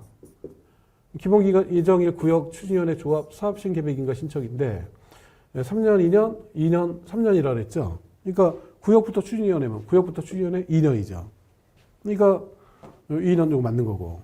그 다음에 3번은 재건축 사업으로서 추진위원회 승인받고 나서 조합 설립인가 신청하는 거니까 기간이 2년이 돼야 되겠죠. 추진위원회 조합 2년이죠. 그 다음에 4번은 엄청 길기는 한데 구역 지정고시가 되고 조합 설립인가 신청을 하는 거죠. 내용이 보면 이렇게 건너뛴 거예요. 구역 지정하고 나서 추진위원회 구성 없이 조합 설립인가 기간이 3년이 돼야 되죠. 3년 되는 날까지 조합 설립인가 신청 없다. 이것도 맞죠. 5번에 재개발 재건축 사업으로 조합 설립인가 받고 나서 2년 되는 날까지 사업 시행 계획 인가 신청 없다. 이게 틀렸죠. 아까 순서가 예, 구, 추, 조, 사였죠. 그리고 예정일 구역 추진위원회 조합 사업 시행 계획 인가 신청인데 3년, 2년, 3년이니까 조합부터 사업 시행 계획 인가, 조합 시행 인가 받고 나서 사업 시행 계획 인가 신청하는 거는 2년이 아니라 3년이 돼야 되죠. 답은 5번이 되는 겁니다. 그래서 이게 문장도 좀 복잡하고 내용이 여러 가지 나오다 보니까 해제 사유가 좀 복잡한데 이렇게만 딱 기억해 두면 그 단어 보고 이제 풀게 되니까 쉽게 이제 풀리게 됩니다. 근데 읽고 해석하려고 그러면 굉장히 힘들어요. 그래서 두 문자로 꼭 외워두시고. 다음 64번. 공사 완료에 따른 조치 등에 관한 설명인데 옳은 것. 1번. 정비사업의 효율적 수행을 위해서 필요할 때 그 공사가 완료되기 전이라도 완공된 부분은 중공인가 받아서 대지건축물별로 분양받을 자한테 소유권을 이전할 수가 있다. 뭐 이런 식의 예외가 항상 어느 법에나 다 있는 겁니다. 그 주택법에도 유사한 내용이 있고 건축물이라 하더라도 이제 유사한 내용들이 있는 거니까 기억법은 맞긴 한데 이거를 맞다 틀리다 뭐 확실하게 판단하기 좀 쉽진 않죠. 약간 생소한 지문이니까. 그래서 기억법은 그냥 일단 넘어가 보고, 니은번에 준공인가에 따라서 구역 지정 해제가 되면 조합도 해제된 걸 본다. 이게 틀렸는데 아까 구역 해제 가능성 정리했었는데 다시 한번 보죠. 그 정비구역 해제가 의무적 해제가 있고 임의적 해제가 있고 해제가 의지되는 경우가 있다 그랬죠. 해제된 것으로 본다. 의제가 되는데 이유가 공사 완료가 되면 공사 완료 고시일에 다음 날 해제된 것으로 의제가 됩니다. 다만 관리처분 계획을 수립하는 경우에는 이전 고시 이래 다음날 해제된 것으로 의제가 됩니다. 이 경우에 그 해제가 의제된 경우에 이때는 조합은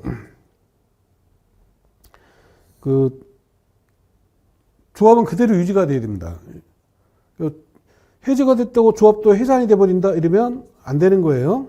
조합은 해산되지 않고 그대로 존속하게 되는데, 이유는 공사하려 고시가 있고 이전 고시가 있었지만 조합이 할 일은 여전히 남아 있어요. 사업은 다 끝났지만 조합이 남아가지고 해산되지 않고 남아서 뭐 등기도 해야 되고 뭐 청산도 해야 되고 이렇게 이제 할 일이 남았기 때문에 조합 존속에 영향을 안 주게 되는 겁니다. 그래서 해산된 걸로 보지 않고 그대로 존속한다. 그래서 이 내용을 해제가 의제되는 사항과 관련해서 이 내용 같이 좀 기억을 하셔야 됩니다. 그래서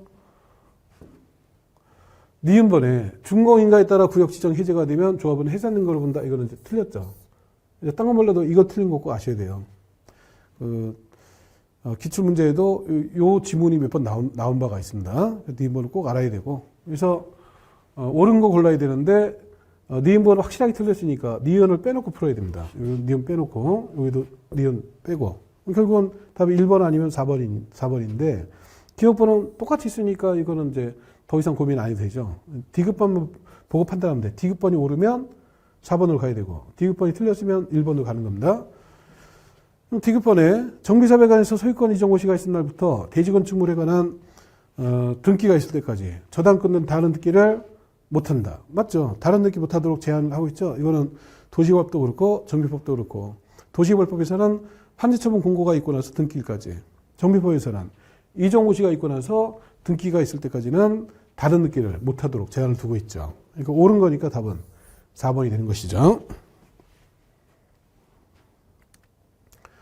다음 65번, 이거 극상 문제니까 생략합니다. 다음 66번. 기간인설에 해당하지 않는 것. 기간인설은 단지 안과 단지 밖을 선으로 쭉 연결하는 것들 있죠. 이게 주택단지가 있고, 주택단지 안과 단지 밖을 선의 형태로 연결하는 거. 선의 형태로 연결이 필요한 게 전기, 통신, 상하수도, 지역난방.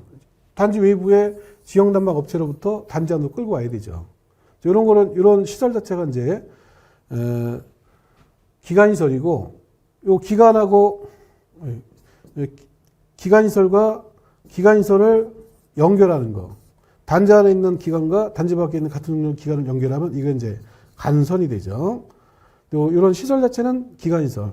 그 기간 대 기간을 연결하는 거랑 간선. 그래서 간선시설까지 같이 기억해야 되는 사항인데, 여기는 이제 기간시설 물었으니까 선으로 연결되는 것만 생각하시면 돼요. 전기, 통신, 상하수도, 지역난방, 가스, 뭐 이런 게 다 이제 선으로 연결되는 거죠. 어린 노트는 그런 게 아니죠. 답은 3번이고, 요거는 이제 복리시설에 해당되는 시설이죠. 다음 67번. 주택단지가 일정한 시설로 분리된 토지는 각각 별개 단지가 되는데 그 시설에 해당하지 않는 거. 단지를 구별하는 시설에는 철도, 고속도로 뭐 이런 거 다 단지로 구별하는 시설이죠. 근데 철도나 고속도로, 자동차 전용도로, 뭐 지방도로 등등 이런 거는 뭐 따로 외울 게 없어요. 도로 폭 두 가지만 주의하시면 되는데, 일반 도로가 있고 도시계획 예정도로가 있습니다. 이 중에 일반 도로는 20m 이상이 돼야 단지를 구별하는 시설이 되고, 도시계획 예정도로는 8m 이상으로 구분되면 단지를 구별하는 시설이 되는데, 단지 구별하는 도로폭은 20m, 8m예요. 어느 게 20이고 어느 게 8이냐. 이게 좀 순간적으로 헷갈릴 수가 있으니까, 도시, 계획, 예정, 도로. 이게 8글자죠. 8글자가 8이구나. 이렇게 기억해두면 헷갈릴 것도 없죠. 그래서 도시계획 예정도로는 8m 이상으로 구별되면 되는데 10m니까 해당이 되죠. 일반 도로는 20m가 넘어야 되는데 12m니까 이 틀렸죠. 답은 2번이죠. 다음 68번. 주택건설 사업자 등에 관한 설명인데 틀린 거. 1번 지문이 좀 복잡한데, 일단은 이거 등록해야 된다 이 말이 나왔어요. 등록해야 된다. 등록은 민간만 해당되는 겁니다. 여기 공익법이 나왔죠. 공익법인. 틀린 겁니다. 저거 잠깐 정리하고 넘어가죠.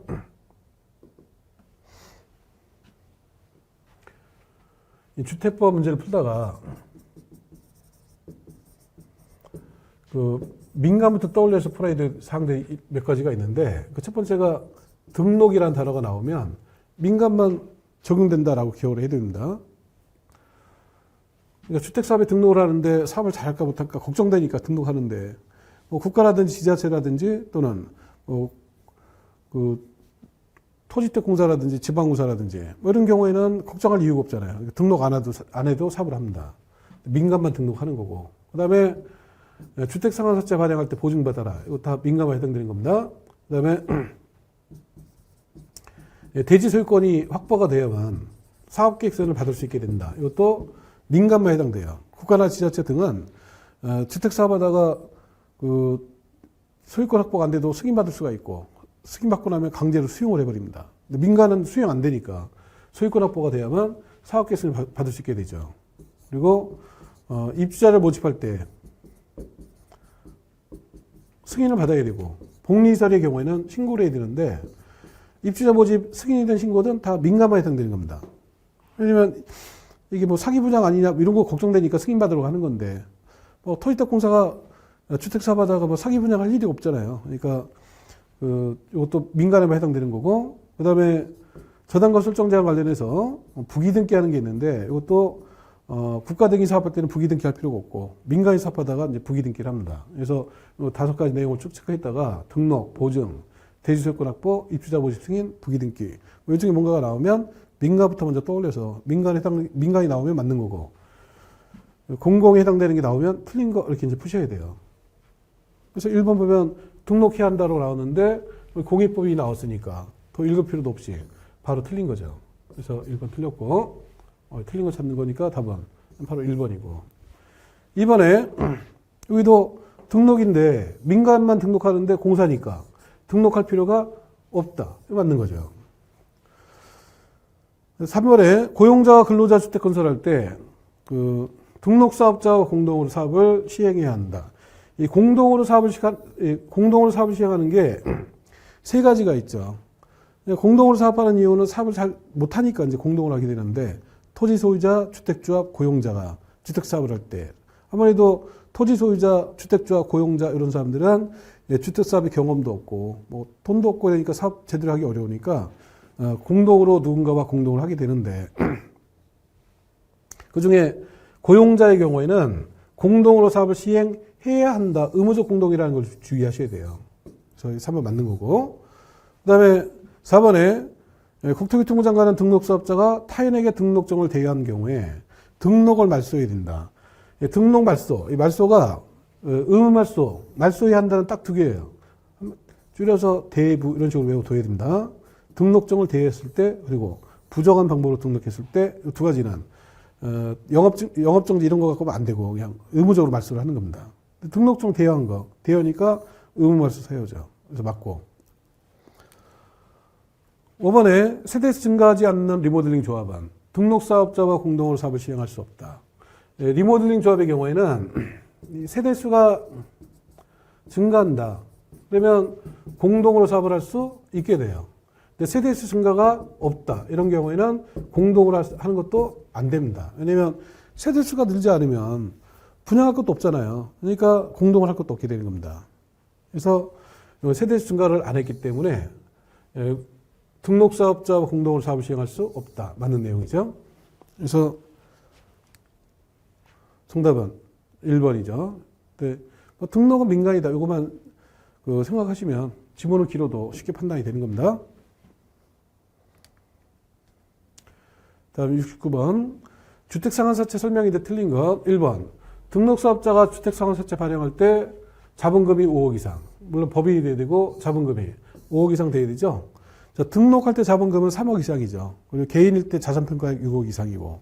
그 다음에 사채 발행 자본금. 사채 발행할 때 자본금은 5억 이상이다. 꼭 외워두셔야 됩니다. 그래서 1번은 맞고. 2번에 주택상환사채 상환기간은 3년 이내인데, 주택상환사채에 나오는 이 기간들은 전부 다 3년이에요.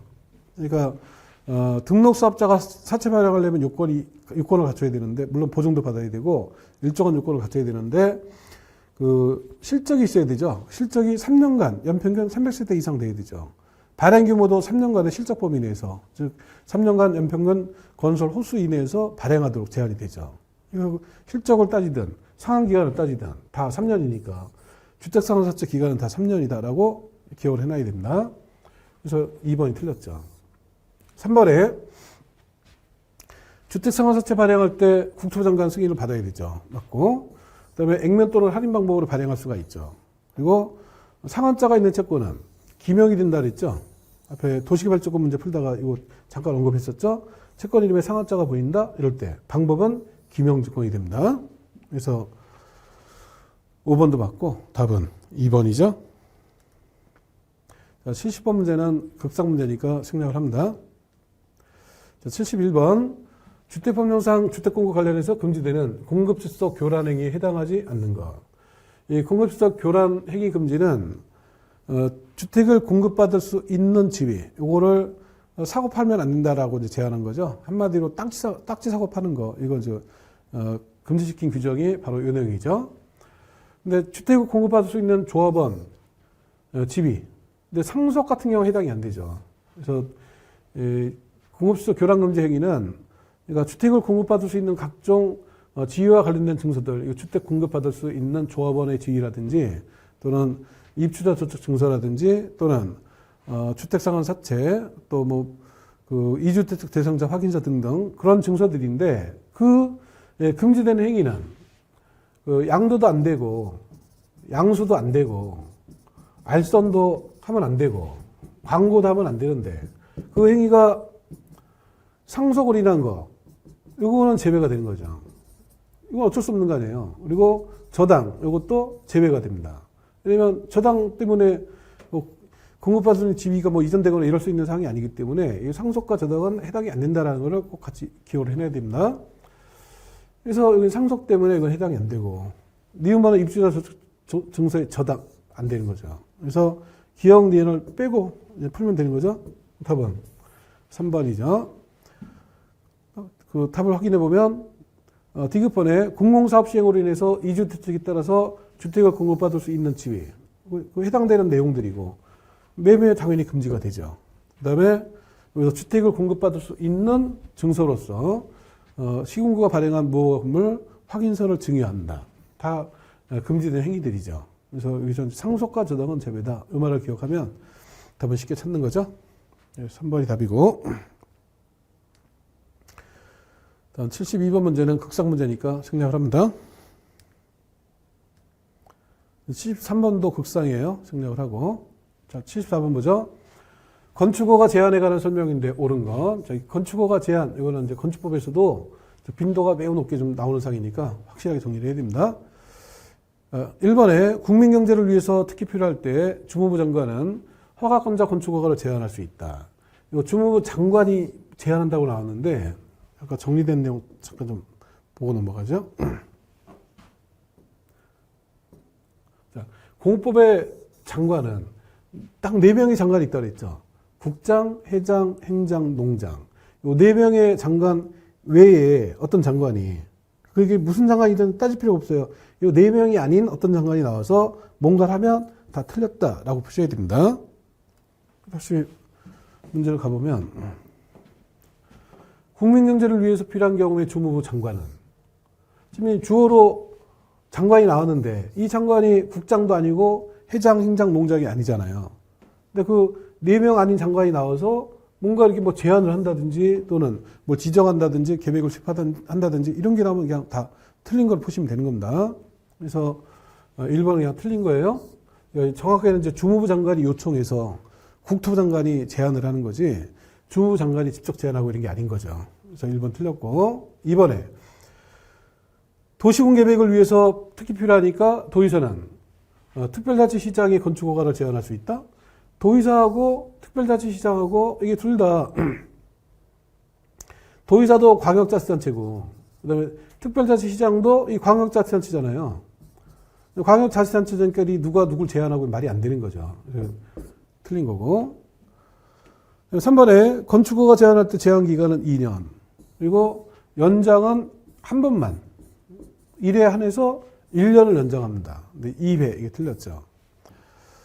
4번에 도의사가 관할군수 건축허가를 제한할 때 국토부 장관은 제한력이 지나치면 해제를 명할 수가 있다. 그래서 특별시장, 광역시장 도의사가 건축허가를 제한했을 때는 국토부 장관한테 보고를 해야 되고, 보고받은 국토부 장관은 제한력이 지나치니까 해제를 명할 수가 있는 거죠. 뭐 직접 해제하는 게 아니라 해제하도록 명할 수가 있는 겁니다. 맞고. 답은 4번이죠. 5번에 국토부 장관은 건축허가를 제한할 때 제한 목적 기간, 대상 건축물의 용도, 대상구역 위치 면적 경계를 지체 없이 공고를 해야 된다. 국토부 장관이 공고한다고 돼 있는데 틀렸어요. 국토부 장관이 직접 공고하는 게 아니라 제한하고 나서 허가권자한테 통보를 해야 되고, 공고는 허가권자가 공고하는데, 뭐 이런 내용은 뭐 일일이 또 외울 수는 없지만 국토부 장관은 한마디로 대면 업무 안 한다. 이 정도로 하나 이해해 두셔야 되는데, 공법상 장관, 이거 정리된 거 다시 들어가 보면, 공법상 장관은 국장, 회장, 행장, 농장 4명이 장관이 있다 그랬죠. 그리고 회장이나 행장, 농장은 하는 일이 딱 특정돼 있으니까 이거 좀 정리해 두고, 국장이 하는 일은 공법에 어마어마하게 많이 나오기 때문에 일일이 다 기억 못 합니다. 단 국토부 장관이 할 일이 아닌 거, 대면 업무 이건 안 하더라. 요거라도 한마디 기억을 꼭 해놔야 돼요. 대면 업무 안 한다. 그래서 국장의 허가를 받는다라는 말이 나오면 요 표현만 가지고도 무조건 틀린 걸로 찍으셔야 돼요. 국장은 허가를 아예 안 합니다. 왜냐하면 전형적인 대면 업무니까. 그리고 대면 업무 관련된 게 건데, 열람을 직접 한다든지, 공고를 직접 한다든지, 또는 주민의견을 직접 듣는다. 뭐 앞에 중공검사 받는다 뭐 이런 거 나왔었죠? 그런 거 다 대면 업무이기 때문에 국토부 장관은 이런 일을 다 안 하더라라고 이해를 하시면 돼요. 그래서 여기도 국토부 장관인데 공고를 했다? 이 대면 업무 한 거니까 틀렸구나라고 푸시면 되는 겁니다. 그래서 답은 4번이 답이죠. 다음 75번. 건축주갑은 A광역시 B구에서 연면적이 150, 층수가 2층. 여기 연면적이 150이다. 층수가 2층이다. 라는 거는 신고대상 건축물이다. 라는 거를 얘기하는 거죠. 신고대상 건축물이 많이 있는데, 뭐 9가지 뭐 정리를 해야 되죠. 바닥면적 85 이내 증축, 개축, 재축. 단 3층 이상 건물은 연면적이 10분의 1 이내가 돼야 신고대상이 되죠. 두 번째가 연면적이 200 미만이고, 150이니까 200 미만이죠. 층수가 3층 미만인 건축물을 도시지역 외에서 건축할 때, 일단 지구 단위 계획구역등은 제외가 되죠. 그 다음에 연면적이 200 미만이고 층수가 3층 미만인데 그 건축물을 대수선할 때, 그리고 대수선 중에서 수선하는 행위, 그리고 연면적 100 이하, 그리고 6번째가 높이 3m 이내 증축, 그리고 7번째로 표준 설계도서, 그리고 공장이 연면적 500 이하, 층수 2층 이하 공장, 농수산물 건축물 연면적 200, 400짜리가 있죠. 창고 200, 축사작물접에서 400. 그 내용도 상당히 나오기 때문에 잘 정리를 해야 되는데, 여기서는 신고대상을 물은 건 아니고, 연면적 150, 층수 2층, 그리고 대수선 행위니까 이거 신고대상 건축물이고, 신고를 해야 되는데 신고와 관련된 설명인데 틀린 걸, 옳은 걸 물은 거예요. 신고와 관련된 행위로서 옳은 거. 1번에 신고라는 값이 신고일로부터 2년 안에 공사 착수 안 하면 신고 이력이 없어진다. 틀렸는데 1년이죠. 1년. 건축법 기간을 좀 정리해 둬야 되는데, 건축법의 기간 중에서 몇 년인지 연으로 이렇게 정리되는 기간이 꽤 많아요. 그걸 뭐 일일이 다 외우려면 복잡하니까 한 번에 싹 정리를 하셔야 되는데, 일단 1년짜리가 있고요. 그 다음에 2년짜리가 있고 3년이 있습니다. 그래서 건축법 기간은 1, 2, 3이다 이렇게 외워두시면 돼요. 건축법 1년, 2년, 3년 세 가지 기간이 있고, 그중에 1년짜리 2개 외우시고 3년짜리 하나 기억하시면 돼요. 나머지 다 2년이 되는 거니까. 그래서 1년짜리는 신고하고 나서 신고 후에 공사에 착수하는 기간, 1년 내 착수해야 됩니다. 1년 내 착수 안 하면 신고 효력이 없어지는 거예요. 그 다음에 이런 기간들을 연장할 때가 있어요. 연장은 나올 때마다 계속 1년입니다. 그래서 1년짜리 외울 때 단순하죠. 신고 착수와 연장, 요거는 1년이고, 그 다음에 가설 건축물과 관련된 거는 전부 다 3년입니다. 그러니까 그 허가 대상 가설 건축물 존치 기간 3년 이내, 신고 대상 가설 건축물도 존치 기간 3년 이내. 신고 대상 가설 건축물의 존치 기간을 연장할 때가 있어요. 3년 범위 내에서 연장을 합니다. 연장이 보통 1년 아니에요. 가설건축물은 연장도 3년 이내입니다. 그래서 가설이 보이면 3년. 그래서 1년짜리, 3년짜리 뺀 나머지 모두 다 2년이다라고 정리를 하시면 되는 겁니다. 그래서 앞에 건축허가 제한하는데 2년 이내에서 그 허가를 제한하죠. 연장하는데 한 번만 1년 연장하는 게 있었죠. 다 이제 요거 갖고 다 정리가 되는 사항이니까 건축비 기간은 딱 세 가지로 1년, 2년, 3년 이렇게 세 가지 정리를 해두면 됩니다. 그래서 1년은 신고 착수와 연장, 3년은 가설건축물, 나머지 기간 모두 2년 이렇게 해서 한 번에 싹 정리해 두시고 그래서 문제를 다시 돌아가 보면 신고하고 나서 착수하는 거 아니에요. 공사 신고하고 나서 착수. 기간 1년이죠. 2년. 틀렸고. 이번에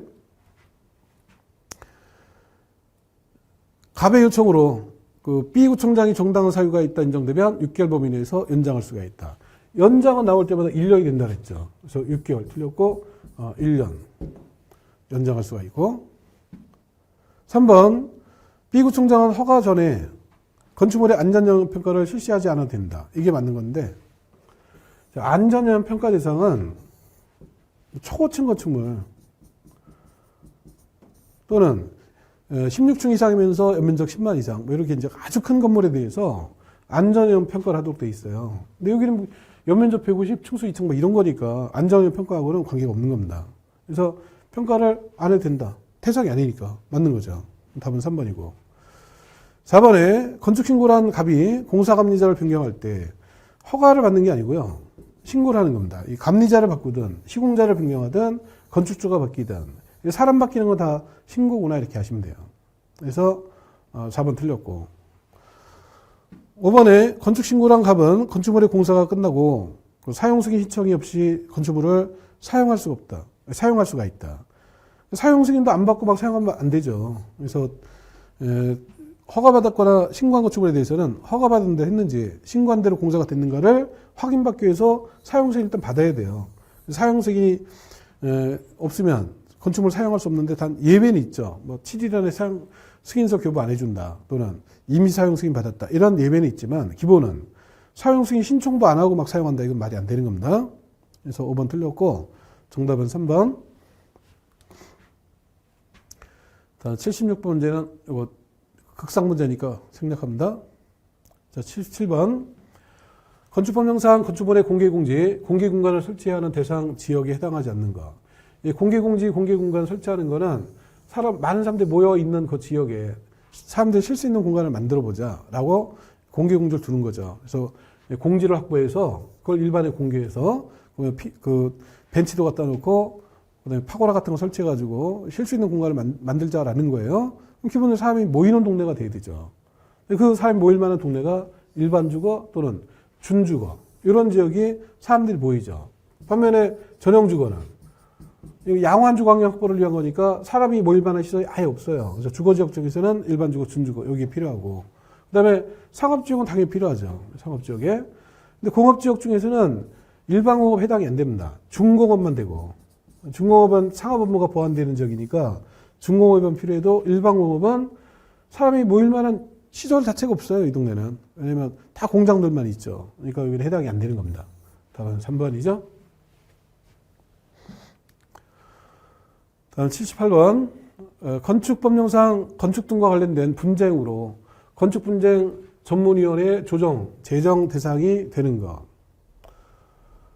그러니까 이 건축 관련된 건축 관계자 간에 어떤 분쟁이 발생했을 때 분쟁 해결하는 건데 약간 이건 지엽적인 내용이긴 합니다만 이 건축 관계자 간에 어떤 분쟁이 생기는 거예요. 건축 관계자라는 것은 건축주가 있고 그다음에 건축주로부터 그 시공 의뢰를 받아가지고 시공하는 사람이 있고 그다음에 설계하는 사람도 있겠죠.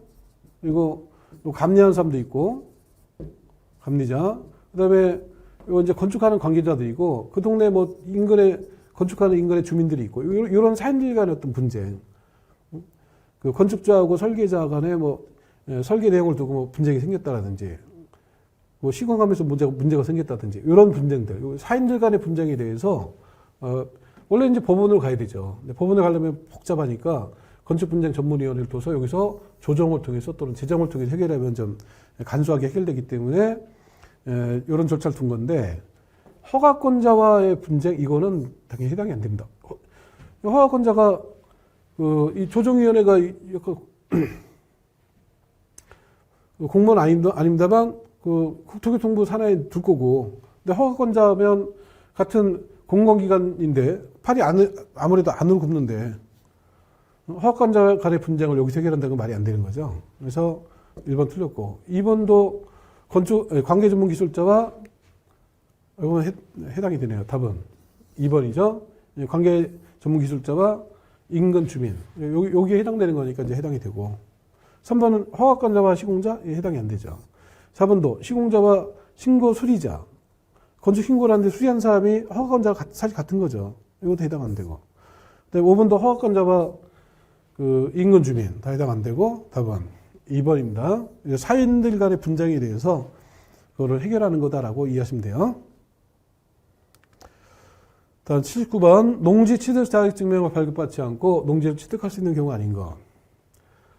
농지 취득 자격증명 발급받는 경우 안 받는 거 복잡합니다. 그래서 증명을 받아야 되는 거 대표적으로 좀 외워두셔야 돼요. 학주, 전개, 영비 뭐 이런 식으로 좀 외워둬야 됩니다. 학교 등이 실습지, 주말 체험 영농. 이거 저는 농지 전용인데 농지 전용, 주의할 전용 허가와 신고는 증명을 받아요. 근데 농지 전용 협의 거친 농지, 이거는 증명받을 필요가 없게 되니까 이건 좀 주의하셔야 돼요. 왜냐면 전용 협의는 국가나 지자체가 전용할 때 협의를 거치게 되는데 이때 증명받아라, 국가인데 증명받아라 말이 안 되죠. 근데 개인들이 농지를 전용할 때는 허가받거나 신고를 하도록 되어 있습니다. 이때는 농지 취득 자격증명을 발급받아야 됩니다. 그다음에 개발사업주간의 1500 미만 농지, 영농요건 분리 농지, 비축 토지.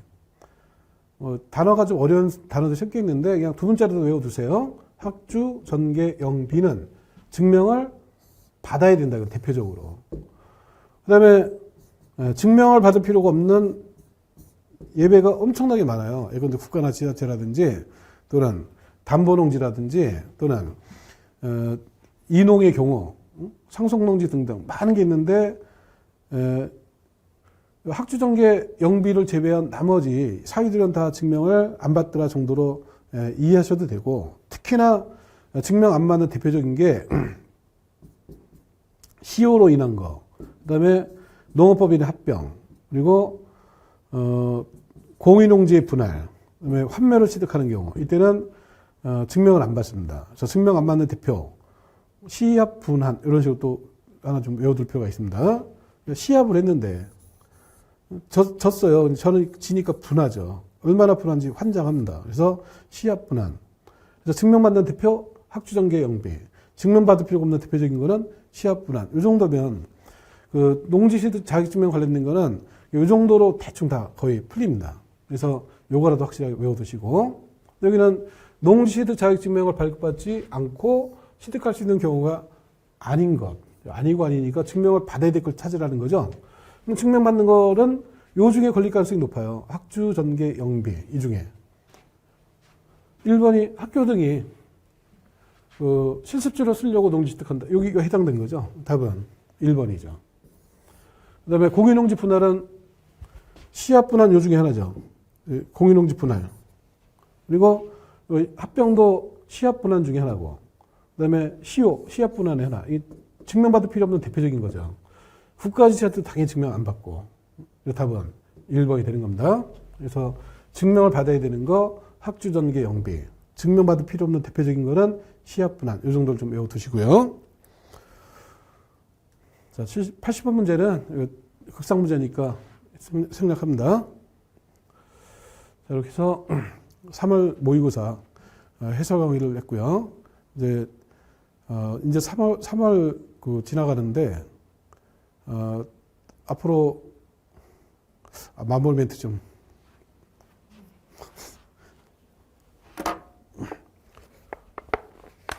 여기 넘어가면서 다시.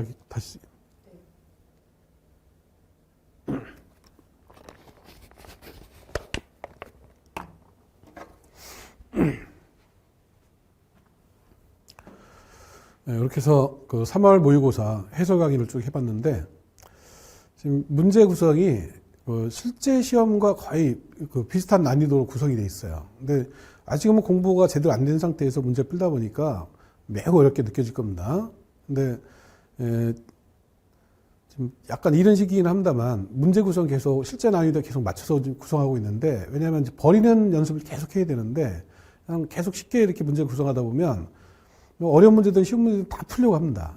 근데 모든 문제를 다 풀려고 하려면 공부보다 힘들어요. 그래서 어려운 문제를 버리는 연습하라고, 3월달입니다만 문제 구성은 좀 굉장히 어렵게 돼 있습니다. 근데 어려운 거 못 푸는 건 아무 관계 없어요. 근데 쉬운 거 꼭 맞춰야 될 문제를 실수 없이 푸는 게 이제 중요한 겁니다. 그래서 어려운 거 틀렸다고 오해하지 마시고 그냥 꼭 맞춰야 되는데 내가 왜 틀렸을까 이런 거를 잘 분석하셔가지고 쉬운 문제를 틀리지 않게끔 연습을 해두셔야 됩니다.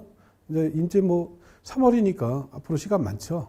다만 이제 공부하다 보면 시간이 생각보다 빨리빨리 갑니다. 그러니까 미리미리 좀 준비를 하셔가지고 꼭 맞춰야 될 문제들 이런 거 집중해서 하나하나 그 실력을 쌓아나가시기 바랍니다. 열심히 하셔가지고 모두 합격하시길 기원하겠습니다. 수고하셨습니다.